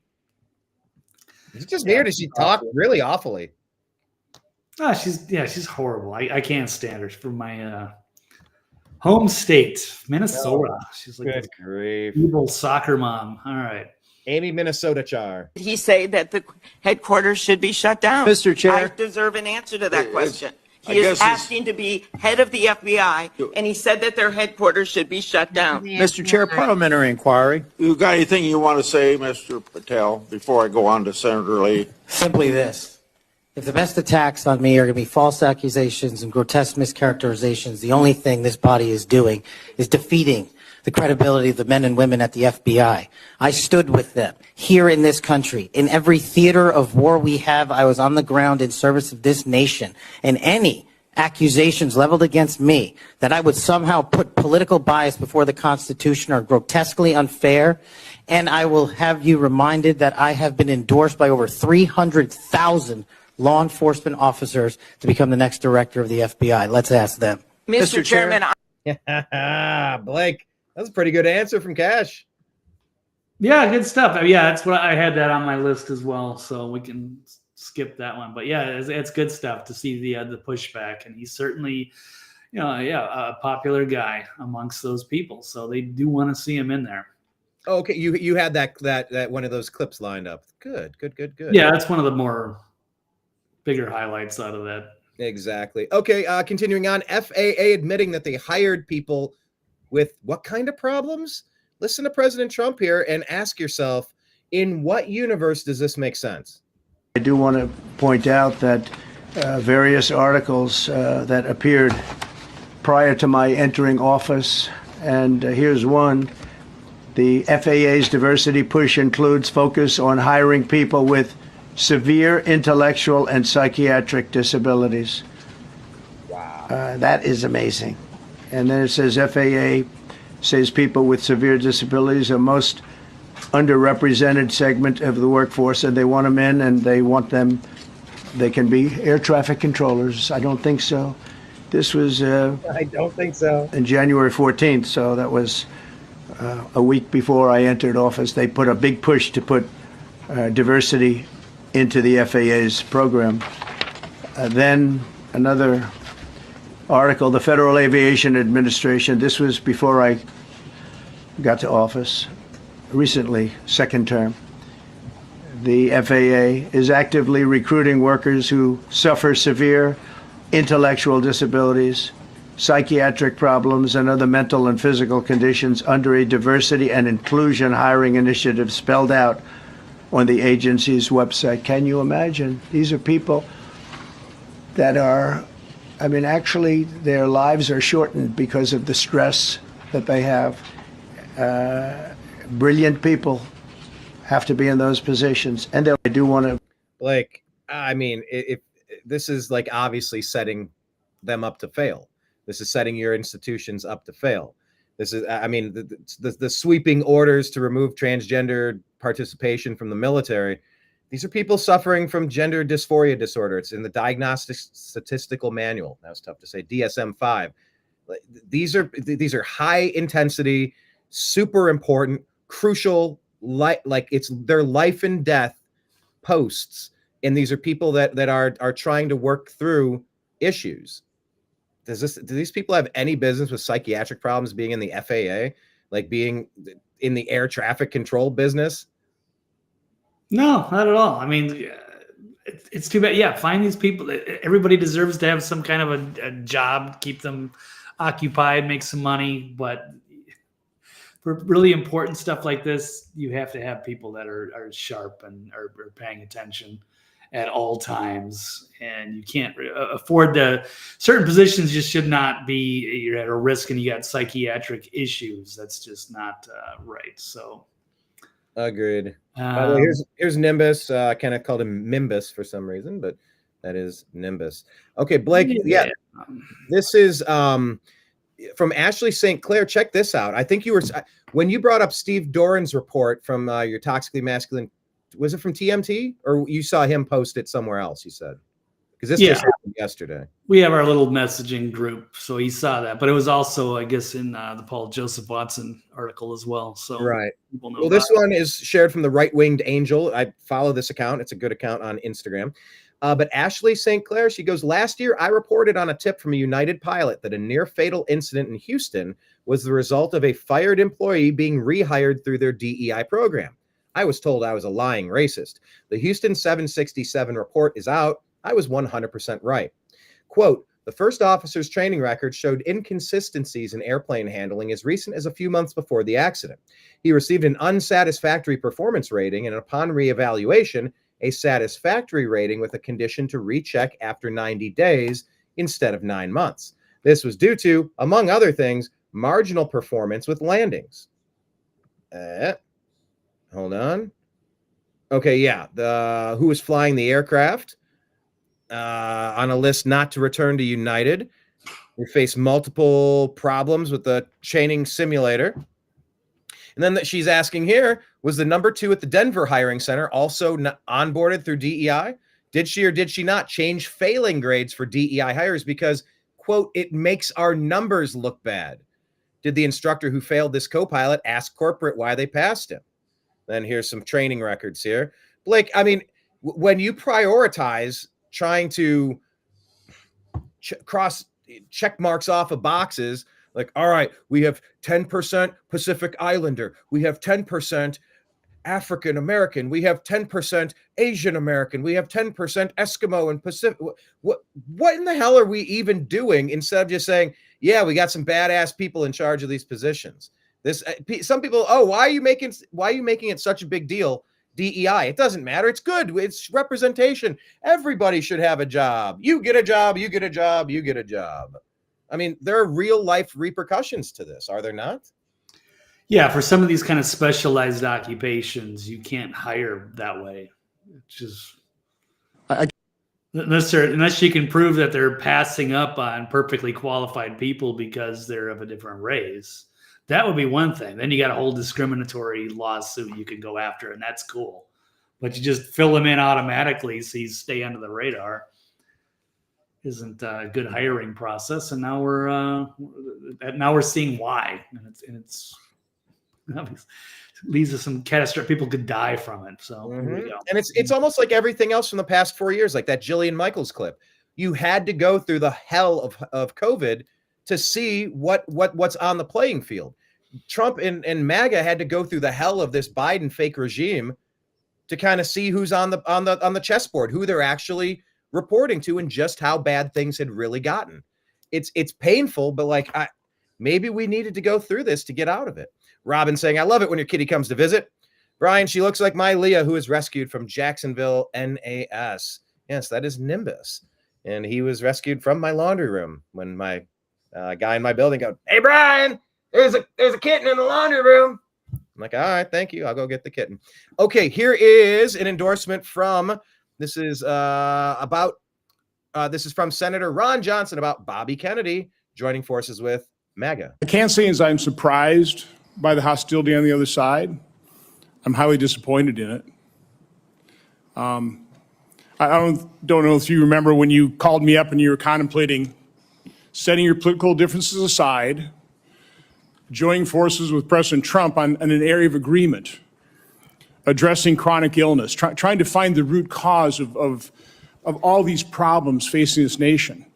My first response was, Bobby, this is an answer to my prayers.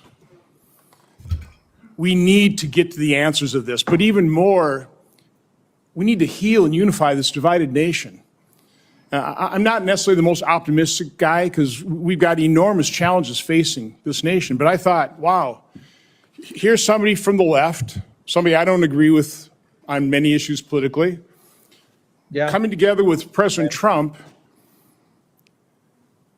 and focusing on an area of agreement, something that the American people desperately want. Demand. Finding out the answers. What has caused autism? What is causing chronic illness? Ms. Kennedy, I think I've come to know what's in your heart. I think I know the personal and political price you've paid for this decision. And his wife has not been happy with him very much at all, but that's another topic. I want to say publicly, I thank you for that. I truly appreciate what you're doing here. I do too. And I appreciate everything Trump put his family through to risk everything to try to fix everything that's broken. Can't we come together as a nation and do this? Can we do? Aren't you getting tired of this? I'm getting tired of this.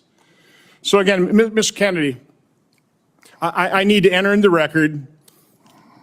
These are just 11 letters of support signed by 63,000 people, thousands of doctors, from the American Association of American Physicians and Surgeons, Independent Medical Alliance, the North Carolina Physicians and Freedom Group, Governor Jeff Landry from Louisiana. These are Americans, nonpartisan. A lot of these people I know because I've advocated with you. A lot of them are Democrats. They put their political differences aside. So, Mr. Chairman, I'd like to enter this in the record. Without objection. So anyway, the Democrats come up with a list, and I guess it's a Bill Gates front group, and it's full of fake doctors. You can sign up for multiple times. Jillian Michaels exposed that a couple of days ago, and it's all just a sham. But this is coming from actual medical professionals saying, "Can we just come together and fix this?" Do you have any hope, Blake? Are you optimistic on this, or do you expect the dirty Democrats to just, obey their masters, bow down, and try to torpedo this? It's going to be close, and I just hope it goes through. I mean, certainly Pete Hegseth was, it took the tiebreaker from VP Vance to make it go, and that would be fine too. As long as he gets through, I'm good for it. He deserves a shot. They've had their run for long enough. So how many more clips do you have, Brian? Because I don't know if you want to play the Rand Paul one, because he's also kind of talking about similar stuff. Yeah, we talked about getting your shot. Let me just say, Alan said his oldest son had a reaction to one of those things, and he ran a 102 fever, and they refused the second dose. I mean, these stories are all over the place. Absolutely. Yeah, if you got a Rand Paul, you could pop it in there. Robin was just saying, before you end, can we just go back to football for a quick second? She's just saying, I kept seeing Damar Hamlin on the field with the Bills. Am I the only one who saw him drop dead on the field during Monday Night Football after getting the thing? Yeah, I mean, Blake. That was one of the really wild conspiracy theories. It did appear that he died, and they freaked out. It was the first time I'd ever seen a game just get canceled, because it appeared like, he died, and it freaked everybody out, and they canceled the game. And then miraculously, he lived. Okay, let's just give it the benefit of the doubt. But then there were a lot of weird videos that came out, and they were trying to show like that he had tattoos, or he didn't have tattoos, or it was a fake Damar Hamlin. I don't know. I'm going to stay out of that one. I don't want to go down that rabbit hole and say that that's either a fake person or they covered up everything. I'm surprised that they would even medically clear him to play again. But I guess maybe they did the same thing with LeBron James's kid. Did he have a heart attack too? Yeah, he dropped on. I think it was at USC during a practice. I could be a little off on but yeah, he dropped, and they signed off on it at some point. And remember what was reported in Vegas with Biden before they ran him out? It was like, oh, emergency. We have to do an emergency landing. Never mind, everything's fine. They said Biden died on that plane, and then you saw these fake Bidens walking around going, come on, this can't. Why is that guy so much taller? Hold on, what's happening? Why does it look like he's wearing a skin suit, and you can see pieces where the skin is like it's like a skin suit, like a Hollywood creation? I don't know, but in this day, it could be a double. And they have Hillary Clinton. She did the same thing when she collapsed on 9/11 anniversary. Oh, geez, yeah. And they had they set up that staged little incident with the little girl running up to her. Yeah, that was all fake. Don't forget John Fetterman too. Fetterman as well. They covered for that dude a long time. I thought he was like either brain dead or he had the stroke and he would just never come back. Like it was like, oh my God, how did they elect this guy? But now he's a totally different person. So I don't know. It had a lot of weird looking people that may or may not have been him. I don't know what they're doing, Brian, honestly. And that's just it's a weird rabbit hole. I don't know. We're all just guessing here. Strange. I scrolled past a post today about it was allegedly audio from Lyndon Johnson. They were talking about the hit that Lyndon Johnson put out on JFK, and I'm like, can I believe anything I'm hearing with the deep fakes anymore? Like, how do you trust literally anything anymore unless you trust the experts? Robin is saying she agrees to disagree. See, that's the perfect spirit of the agree to disagree show. She agrees to disagree. She thinks he dropped dead on the field, and then the NFL kept up the farce that he survived. It's a miracle. It's a miracle. That's what I thought. They would sweep it under the rug, but now all of a sudden he's a player. I don't know. He's not like the starter, but he plays a role, right? He's basically more so this year. Yeah, more so this year because it wasn't as much. He was like a backup maybe the year before, and now he's maybe playing a little bit more, it seems. But I don't know. Yeah, super weird stuff. All right, what was this one you had here? Gunther Eagleman is sharing something with, who is this, Rand Paul? What is this? Rand Paul. I think the discussion over vaccines is so oversimplified and dumbed down that we never really get to real truths, and it's why people up here are so separated from real people at home. So we talk about hepatitis B. It's a terrible disease. It could lead to liver failure, as the chairman said. But the reason you have distrust from people at home, why they don't believe anything you say, and they don't believe government at all, is you're telling my kid to take a hepatitis B vaccine when he's 1 day old. You get it through drug use and sexually transmitted. That's how you get hepatitis B. But you're telling me my kid has to take it at 1 day old. That's not science. And so every person with a bit of common sense, even people who don't resist vaccines, I vaccinated all my kids. I believe vaccines are one of the modern miracles beyond all pale. The Speckled Monster is a great book about the introduction of the smallpox vaccine in 1720 into our country. All miracles. But I'm not a one-size-fits-all. It's not all or nothing. I chose to wait on my hepatitis B vaccine, and we did it when they went to school. Does that make me an awful person? Does that make me an anti-vaxxer because I questioned the government dictate of whether I do it? And I'm not speaking for anybody else. I'm only speaking for myself. But for goodness sakes, let's have an honest debate about these things. Okay. Oh, this is where he gets into the COVID vaccine. If you ask me my opinion, the reporters run up and down the hall and they say, you still anti-vaccine? No, I'm pro-vaccine. But on the COVID vaccine and on the COVID illness, there was a 1,000-fold or more difference between the elderly and children. If you don't acknowledge that, you're committing malpractice. You're showing your ignorance. If you say a 6-month-old must be mandated to get it, the science is not there. So all this blather about the science says this and the science says that, no, it doesn't. The science actually shows that no healthy child in America died from COVID. Look it up. No healthy child died from COVID.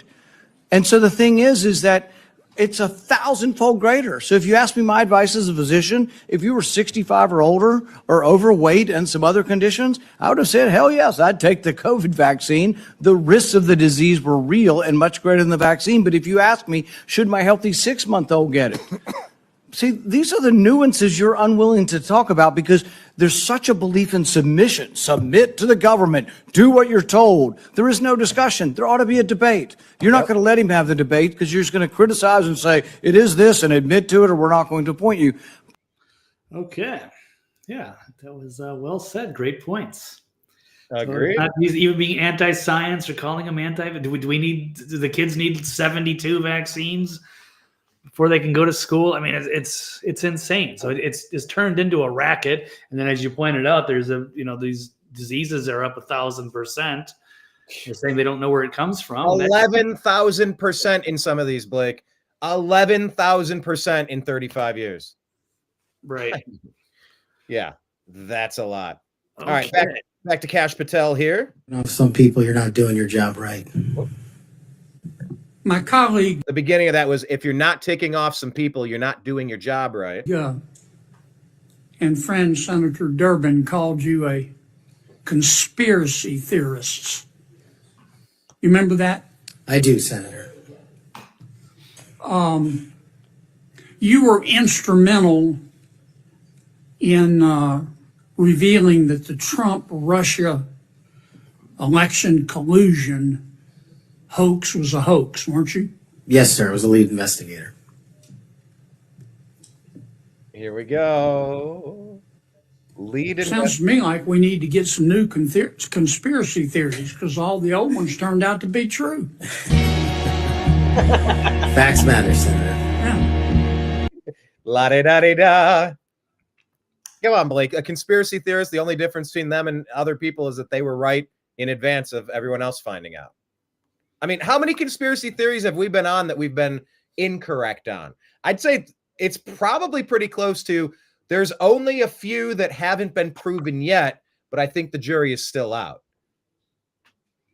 Yeah, that's fair. I think we've gotten most of it right. I don't know, 85, 90%. I'm sure. I'm trying to be modest. I don't think there's that many things we've been wrong about. Well, we speculate sometimes. We don't know. We'll find out a couple days later, but at least we're trying to be honest about it. Mm-hmm. Where they're just loving to throw that term out there, but then they're the ones that usually spreading it. And it turned out, there's just so many hoaxes in the last several years that the media got wrong. And were they really that incompetent, or were they getting it wrong on purpose? It was intentional. It was all intentional.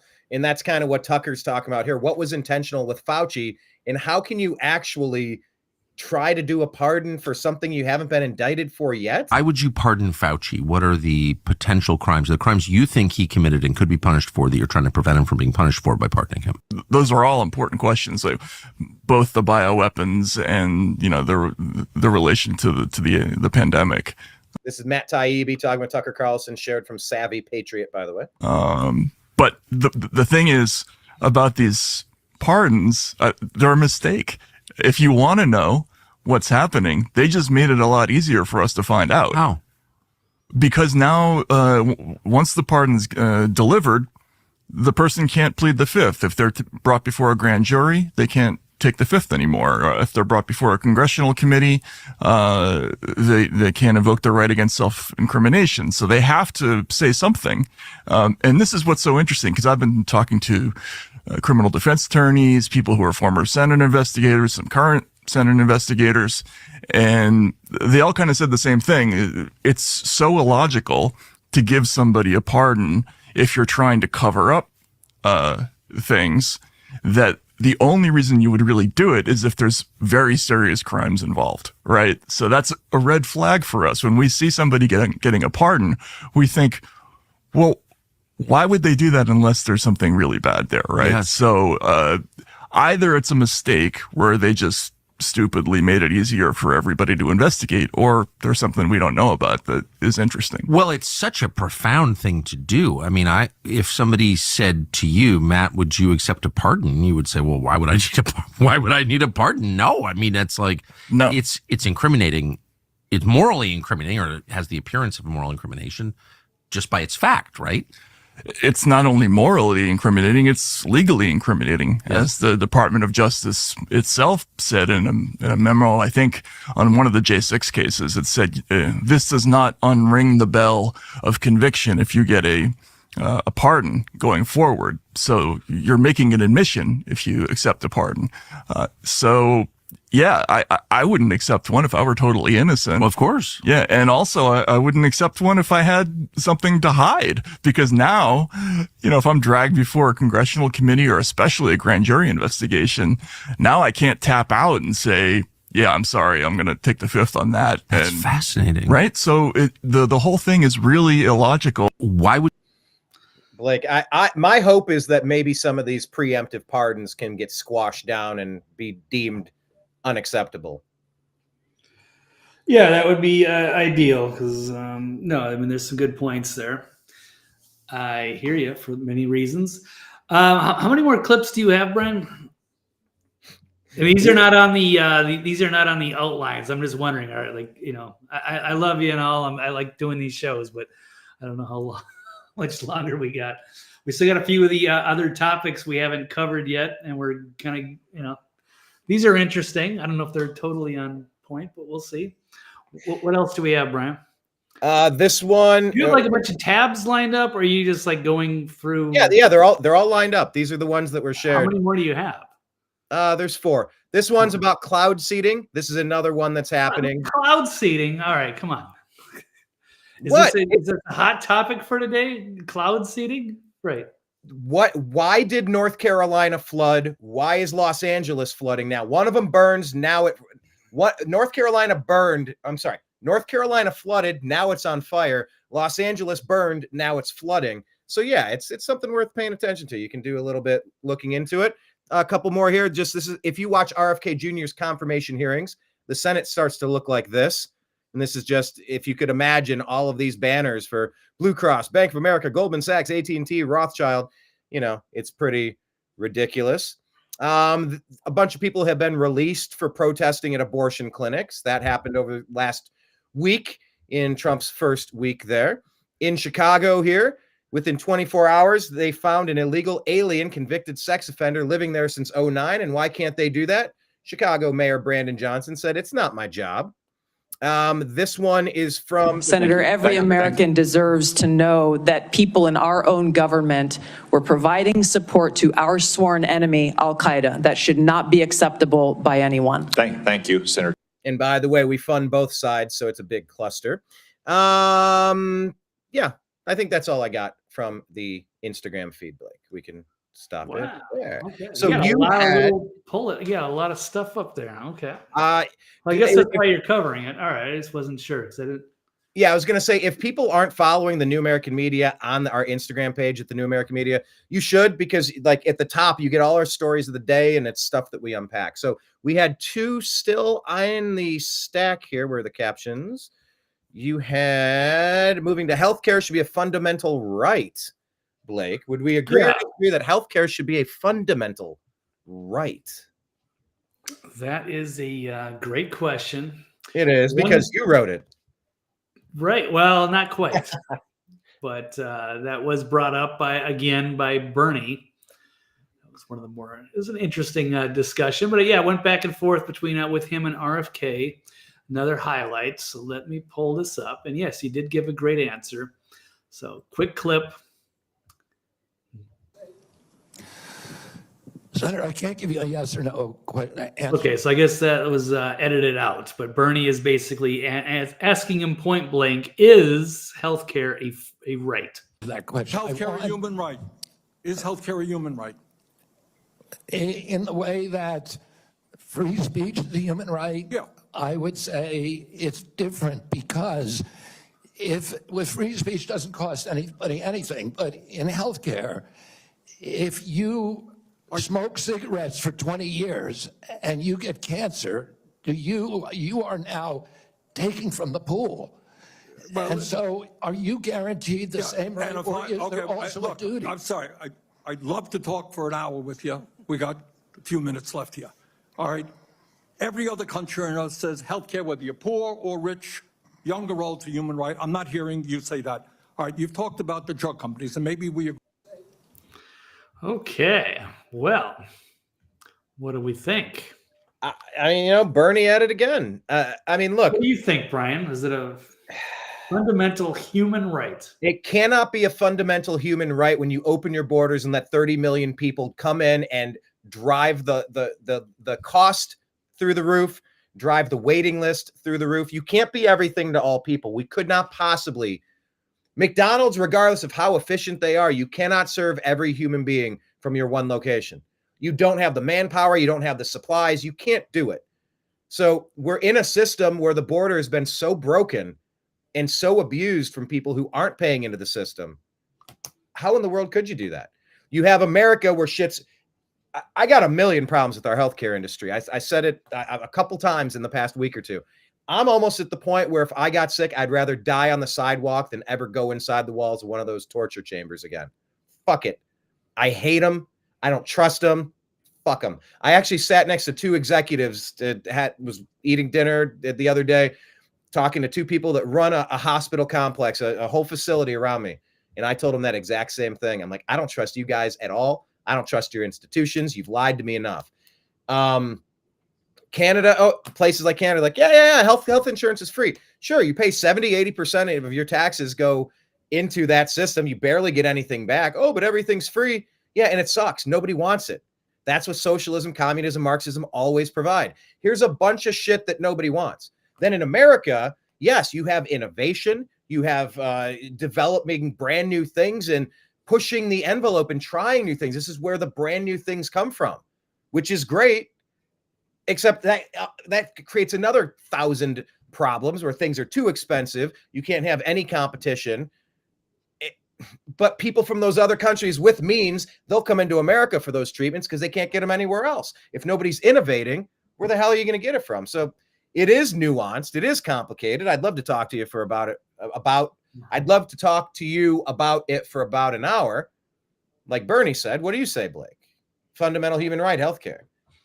I mean, in theory, yeah, maybe it should be, but we're a long way from that. And of course, RFK brings up a great point. So if somebody is smoking for 20 years and they've got cancer, how do you determine who gets the right? And can you force doctors or the health industry to take care of you? So I'm kind of a Green Party person in theory, in that I think that, education and environment and healthcare should all just be baked into our taxes, but they have to take like all the corruption out. Like these things have to be cut 50 to 75%, and they probably could. And people that use that system should have to pay, higher premiums. Like, car insurance, if you get into a car accident, you're going to have to pay more, at least for a few years. And Blake, you see what happens in Los Angeles. They don't cut the undergrowth. It's too expensive to rebuild. The insurance companies just back away and go, we're out of the industry. Yeah. Kaboom, everything lights on fire. I don't know the right answer here. I really don't.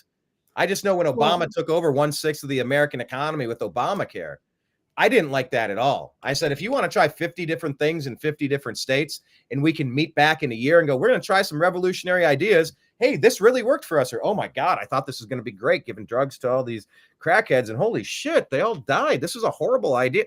I wanted some innovation and some collaboration. I didn't want the insurance companies to write what they thought was going to make them the most money so Obama could force it through under a cover of darkness and legislative tricks. I don't like how that happened, but maybe some more people have shitty coverage. It sucks on both ends. It really does. It's really bad on both sides, I think. Alan saying being a disabled veteran, thank God he does have the Veterans Administration. Feels bad being on it, but he did earn it. And he serves. So, take it, that you've earned the right to have the best coverage in the world. And sadly, the VA fails all of us. Yeah. Obama don't care. It's more like Obama. Well, you still get good medical. I mean, it's not going to be as good as, some of these other major companies, but yeah, it's free. I mean, I don't know what I would do. Like for my dad, he served his 4 years and he gets the VA, and I don't know what he would do. He'd be completely broke. He'd be homeless. I don't know what would happen. So some of the medical issues that some people have. So, but I know one thing: if you want better health care for everybody, you need to make sure Obamacare, the state provided coverage, you got to make sure that you have fewer people on there. You can't just dump 30 million people who aren't earning an income jumping onto these public welfare rolls, taking up your limited finite resources. Come on. You can't have it both ways. You either have to have a strong border and be selective about who gets it, or you're going to get lousy coverage or none of it. Alan saying he joined, first time being here. That's why he joined. Thank you, Alan. Appreciate having you. Yeah, we like to wallet. I like having the comments section is the third person on the show. And I love having that, Blake. But we only have one topic left in the stack, unless you had anything remaining on healthcare.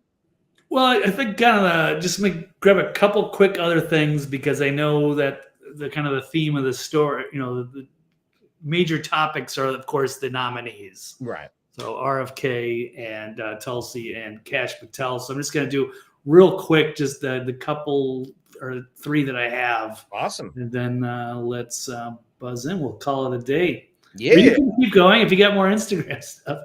You can talk about cloud seeding, and we can go into all kinds of other stuff. I don't care. Listen, North Carolina's on fire right now. Did you catch that story? After the Hurricane Helene flood, it caught fire. After Los Angeles burned, now it's flooding from too much rain. So yes, we got to talk about what's happening with the cloud seeding. It's connected. It is connected. Fair enough. I just thought there was a bunch of just random, smorgasbord that Brian has on the Instagram, and we're gonna cover every single one. And I'm going, oh my God. There's a couple of wild cards thrown in because it really is just in the order that I find interesting stories. That will be the obvious ramifications of trying to do it this way and populating the stuff. It's a little scatterbrain, but come on, like you're talking with your friends, you talk about sports, then you go back to this, then you're talking about Bobby, it reminds you of Kash, and then you go to Snowden, then you're back to this, and then Robin's like, hey, can we go back to DeMar Hamlin? I'm like, I can talk football all day, kiddo. Let's go. So, it's all part of a fun conversation. I see it. I hear you. All righty. Well, let's take a look at, this is one of the more interesting exchanges, I thought.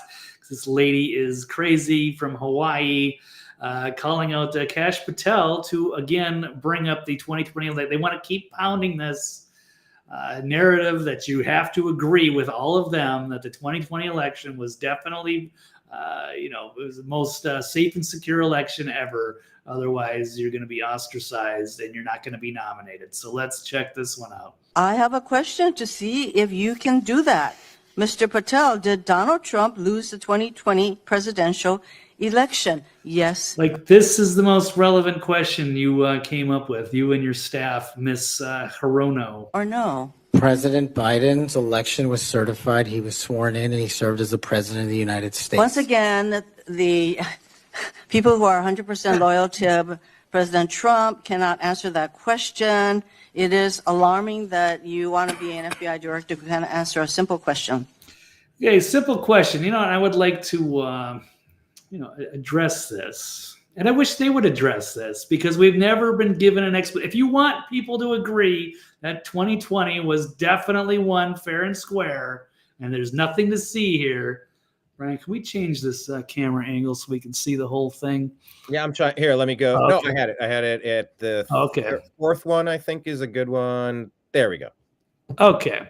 We always kind of guess trying to do the moving the boxes. It's like in kindergarten trying to put the square peg in the square hole.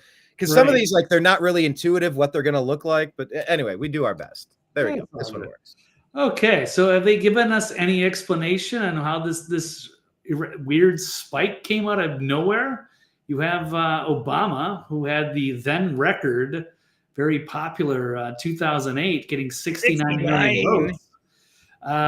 People, weren't as excited about it the second term, so 65, same as Hillary got in 2016.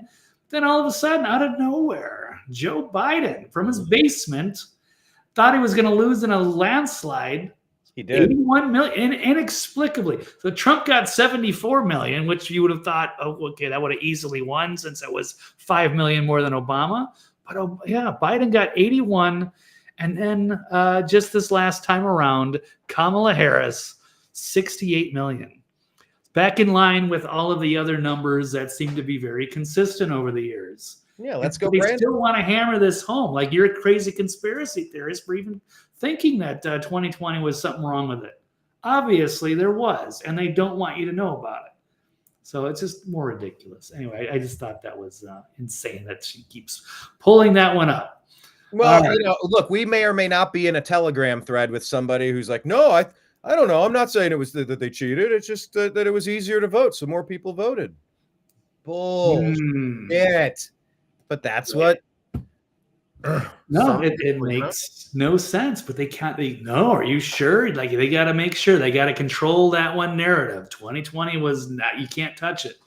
So even though they censored people from the internet, including us, weren't allowed to talk about it. Us. Right. Yes. By the way, go to what does this say at the bottom? What's the one they have to go to? No, not CDC. They got to go to countervailing views. What the hell is that called? Sorry. Right? CISA.gov/rumor control. There you go, because they will tell you 2020 was the only free and fair election in the history of elections. No cheating was observed at all. It was the most fair ever. Biden is the most popular guy ever, because why wouldn't he be? It's not like he was cognitively declined for the entirety of the campaign, and it's not like he couldn't draw a crowd to save his life. Sure, most popular. Right. Yeah.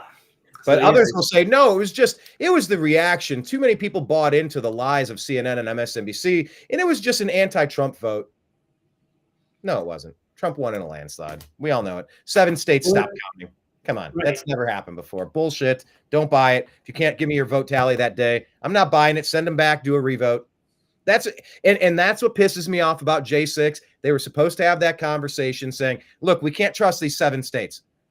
It took you weeks and weeks and weeks to barely eke out a monumental come from behind victory, like the Cavs coming back 3-1 against the Warriors to win the NBA championship in 16. A insurmountable, unprecedented come from behind victory from this dynamic Joe Biden character.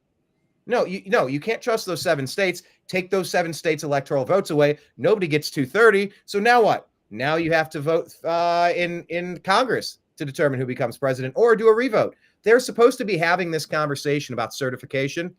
Instead, they shut it down and rammed through the certification of Joe Biden. That's what they did. That was the purpose. That's why they declined all the National Guard troops. It was an operation the whole fucking time. And if you're too obscured to see it, if you're too dense or obtuse is the word I was looking for to see it, what am I supposed to say? Go to CISA.gov/rumor control and you'll find some people with countervailing views who agree with you. Otherwise, join the rest of us because like 70% of us don't buy it for a second. But I digress. Right. Okay. Well, we'll move along. There's one other clip from Kash Patel. That's all I've got. Let's roll this one. I thought this was nice. I give it to him. Fantastic. Here's my last question for you. Do you think it's appropriate for the FBI to try and pressure the largest technology corporations in the world, the most powerful corporations in the world, the social media companies? Do you think it's appropriate for the FBI to pressure them to censor the political speech of everyday American citizens to try and violate the First Amendment? Is that appropriate, do you think, Mr. Patel? No. Like questioning the 2020 election? No, Senator. Will you put an end to this, Mr. Patel, if you are confirmed at the FBI? Senator, if confirmed, I will work with Congress to expose any corrupt activities the FBI has participated in, especially involved in the censorship of free speech. Because we know from the court cases that have been brought across this country, and we know from the voluminous factual finding that was done and is in the record, that the FBI and other agencies of this government under the last administration pressured, coerced these social media companies to censor speech of everyday Americans on a range of issues, from the Hunter Biden laptop to COVID, to the Dobbs decision, you name it, they tried to censor them. The Constitution doesn't permit the government to do it. The FBI tried to get the social media companies to do it. Will you end this practice, Mr. Patel, once and for all? Senator, I will always follow the law. Thank you. Thank you. Thank you, Mr. Chairman. Okay. Like Well, that's just like rendition. They outsource their torture to Northern Africa. And they're like, no, we don't torture. Yeah, you're finding your non-governmental organization, your NGO, you're outsourcing it, and they're doing your dirty work. No, we're not encouraging illegal aliens to come here. Yeah, you are. You're paying the non-NGOs to run them through, and it's an organized ant trail right into the country. Oh, no. We're not censoring speech. No. That's not something we do. Plus, it's a private platform. All right, bullshit. It's Section 230. You don't get to be a platform and a publisher, but they're trying to have their cake and eat it too. Plus, the government was dictating what you may and may not say under Democrat deep state leadership. So all constitutionalists, Republicans, MAGA supporters, all silenced. Bullshit, dude. Straight bullshit. Let's talk about Gitmo. yeah, we just mentioned the illegal aliens. Yeah, should they be sent to Guantanamo? Yes, absolutely. They have no business being in this country, and if their other countries don't want to take them back, or at least whether they do or not, that's where they belong, right there. All those violent gang members, Train de Agua, MS-13, you're terrorizing American communities. They got a place for you. So I don't know. Catherine Herridge from down there, by the way. I think Catherine Herridge is onto something. I think she kind of had a tip. She's been reporting down there and putting some comms out. And it's like, what are you doing in Gitmo? And you go, okay, connecting some dots here. All right, I get it. And by the way, Bukele in El Salvador, I believe he's also said that he's going to work with President Trump. And all right, we'll take some more prisoners. We love prisoners. It reminds people to stop fucking around. Don't be a burden on your community. Be a blessing to your community. Or go to hell. Go sit in this cage. Oh yeah, he's got him under control there. I mean, it still seems like a security risk. I don't know. And some of these people that are never just going to be able to be rehabilitated, maybe they should just end their existence. But whatever. I don't know. I think capital punishment exists for a reason. That's why pencils have erasers. I get that our libertarian buddies are against capital punishment. Once again, it's like, can we be opposite on almost every issue that we should agree on? I guess it is. But yeah, I think the reason for Gitmo is that you can't trust some of the worst to be sent back to these shithole countries. Did you just call them shithole countries? Yes, I did. Yes, I did. There are shithole states. There are shithole countries. It's okay. They're shithole people. But they can't trust the worst of the worst to be sent back and imprisoned, that they won't be re-released and come back into the country. They can't trust that they're actually going to remain in jail. So they're going to go to Gitmo. I mean, that's what you get for coming to this country illegally and messing around. Now you're going to find out. And by the way, they said there's 30,000. They said it's at they want to bring it max capacity, and they're going to expand. I think that's the thing that Robin's talking about. She thought Gitmo was full. I think they're doing some expansion there. It's like, hey, there's your island of misfit criminals, Blake. You always said, what if the elites could go to an island, get the hell out of modern society. You're not allowed. You're not liked. We're not going to off you with capital punishment. We're not going to throw you in a cage, but you're all going to live on this island and you're not allowed to leave. Here's your GPS tracking device. You can't get off the island. Go. Well, no, we're going to watch them. They're going to start their own reality TV show, and we can make them, I don't know, make them do different challenges. I don't know. Mess with them. Like Mr. Beast. We'll call it Mr. Mark of the Beast. All these demonic people can just go frolic in their own paradise, Blake. Okay. Yeah. There were more stories that I had on X, but I'm not talking about them today. What else you got, Brian? Is it no? No, we are done. We are done for today. All right, Brian, you carry on. All right. No, I'm good for today. I got No, I was gonna say you can carry on. I can leave and you can continue doing whatever. I'm good. I did a morning show as well. So I love talking to y'all, but at some point I do have to wrap it up, and that is this time. Blake, would you kindly tell people about where people should follow you, the shows that you do, things in the works, and such and things? Yeah, you just follow me on Twitter, TV's Blake Walley, and the website is thenextlevelnews.com. Yes. That's really about it. Yeah, I got working on different things, but I have no idea what everything's going to look like in a month or two, or scheduled shows. All of that stuff is all up in the air. But yeah, if you follow me on Twitter, you can just find out what I'm up to, and I'll have some clarity at some point soon. Thank you all for your support. Thank you, Brian, and I think that's all I got. Absolutely. All right, cool. Blake, I shall talk at you soon. It's always a blast unpacking the news. I mean, Blake, but final question, like, this has been such a fast-paced. Remember the times where you do Eccentric Perspective a couple times a week on Freedomizer Radio, and you'd be like, well, it's a pretty slow news day. Blake, there is no more slow news days with Trump back in office. Everything is at warp speed. I know I'm using that term, but holy shit, this is it is fast and furious, using the Obama term, right? Yeah, certainly things have accelerated quite a bit, and it's big because we just have the new administration in. But I expect this is probably going to continue with this news cycle the way it is.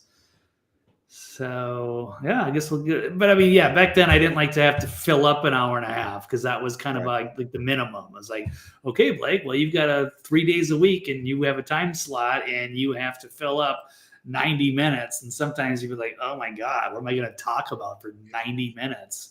So I like the idea that I don't have the restrictions and I can try to just peace out, do my work, and then leave whenever I want, which is also nice, but we shall see. Yeah, you did an Eccentric Perspective yesterday, right? It was about the confirmation hearings. Yeah, I did cover that. So yeah, that's what was nice, because I got to kind of wrap it up within an hour. Nice. So otherwise, yeah, I would have been like, okay, well, now I got another 30 minutes. So then I got to like milk things, and because then I start worrying about, am I going to have enough time? Am I going to run out? Am I going to be stuck at the end? Like, I'm going to be 20 minutes of dead silence trying to like scramble to find stuff. Like, I don't have to deal with that. But that's how we're different, Brian, because you like to talk. You like to go longer. I'm trying to like shorten things down, and Brian's trying to make it longer. So it's all good. Hey, all right. I could toss 30 jokes on top of that one, but I'll let it slide. All right, Blake Walley, appreciate you. If anyone wants to support independent journalism, he's on Venmo at Blake-Walley and Cash App $ Blake W99. Blake, thank you so much. We'll talk to you again later, buddy.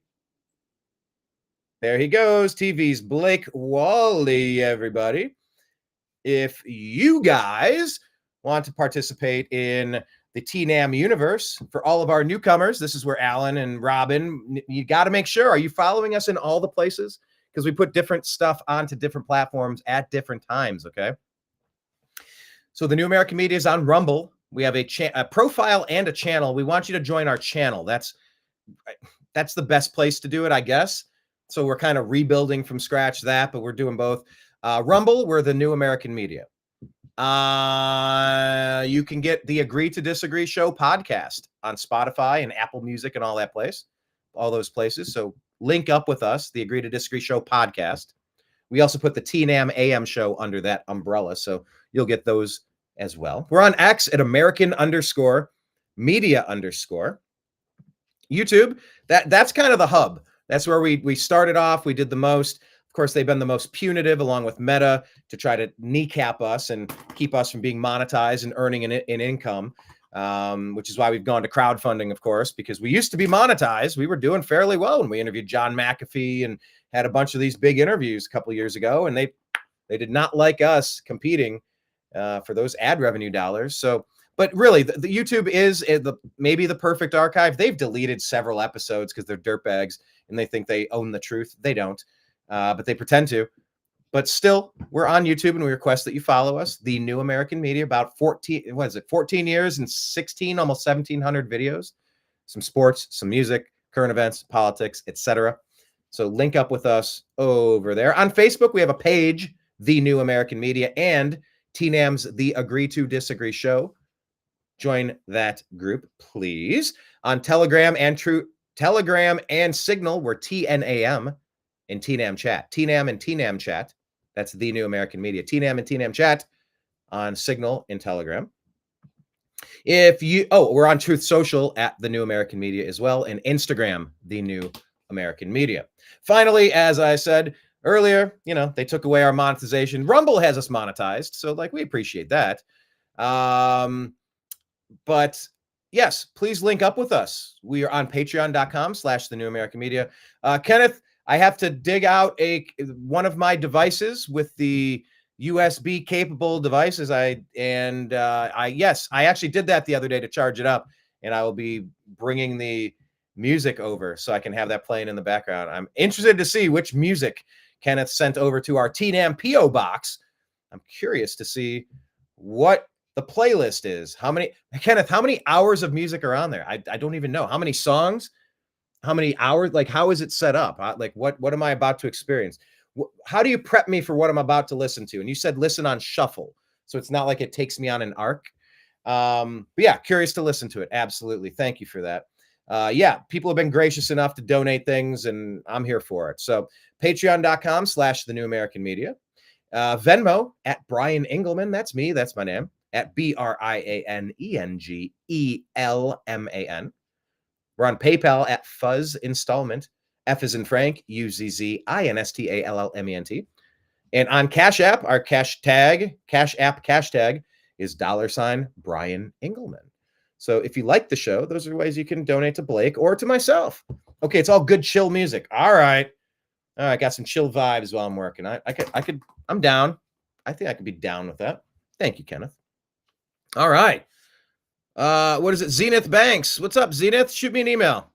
Here, let me type it in. Where's the chat? Zenith, email me at brian@thenewamericanmedia.com. There you go. Put it in there. Saying, guys, I'm a video editor. If you need someone to watch your live streams and edit them to 15-minute highlights, video, you're here to do it. Are you here to do it because you love the show? Or are you here to do it to make some money? What's the impetus? What brought you? How does that work, Mr. Zenith Banks? Do you just love the content and you want to be a part of the team? Like Kenneth, he's like, yeah, we're kind of like a third member, cracking jokes and participating and, super member. I don't know. Or are you looking to get paid? Which is, hey, I don't know. But yeah, I'll tell you what, if you want to edit some videos and toss them through that email, take today's show and clip them down. I mean, like I said, we have like 1,700 videos to look at. We're always looking for ways to take and repurpose our content, and maybe into small bite-sized pieces, maybe 60-second clips we could put as YouTube shorts. That might be the number one thing, instead of a 15-minute, maybe going for the 60-second. So anyway, but yeah, thanks for reaching out. And if you're third leg, yeah. But yeah, go ahead, shoot me an email. I'm all ears about that, because we're ready to grow. That's why I'm doing a new TNAM AM show. God, I got to get back to doing some sports shows for real. It's just only so many hours in the day to unpack the news. But thanks for watching. Signing out on behalf of Blake Walley and Kenneth and Zenith and Robin. And who else did we have? Frankie. And who was the Jane? Yes, Jane. And who else was commenting today? Who was the weirdo that came in to call ivermectin? T called ivermectin horse paste. Yeah, even to you. Signing out on behalf of all of you in the TNAM universe. I appreciate you. I love you. And we'll talk to you again soon. Take care, everybody.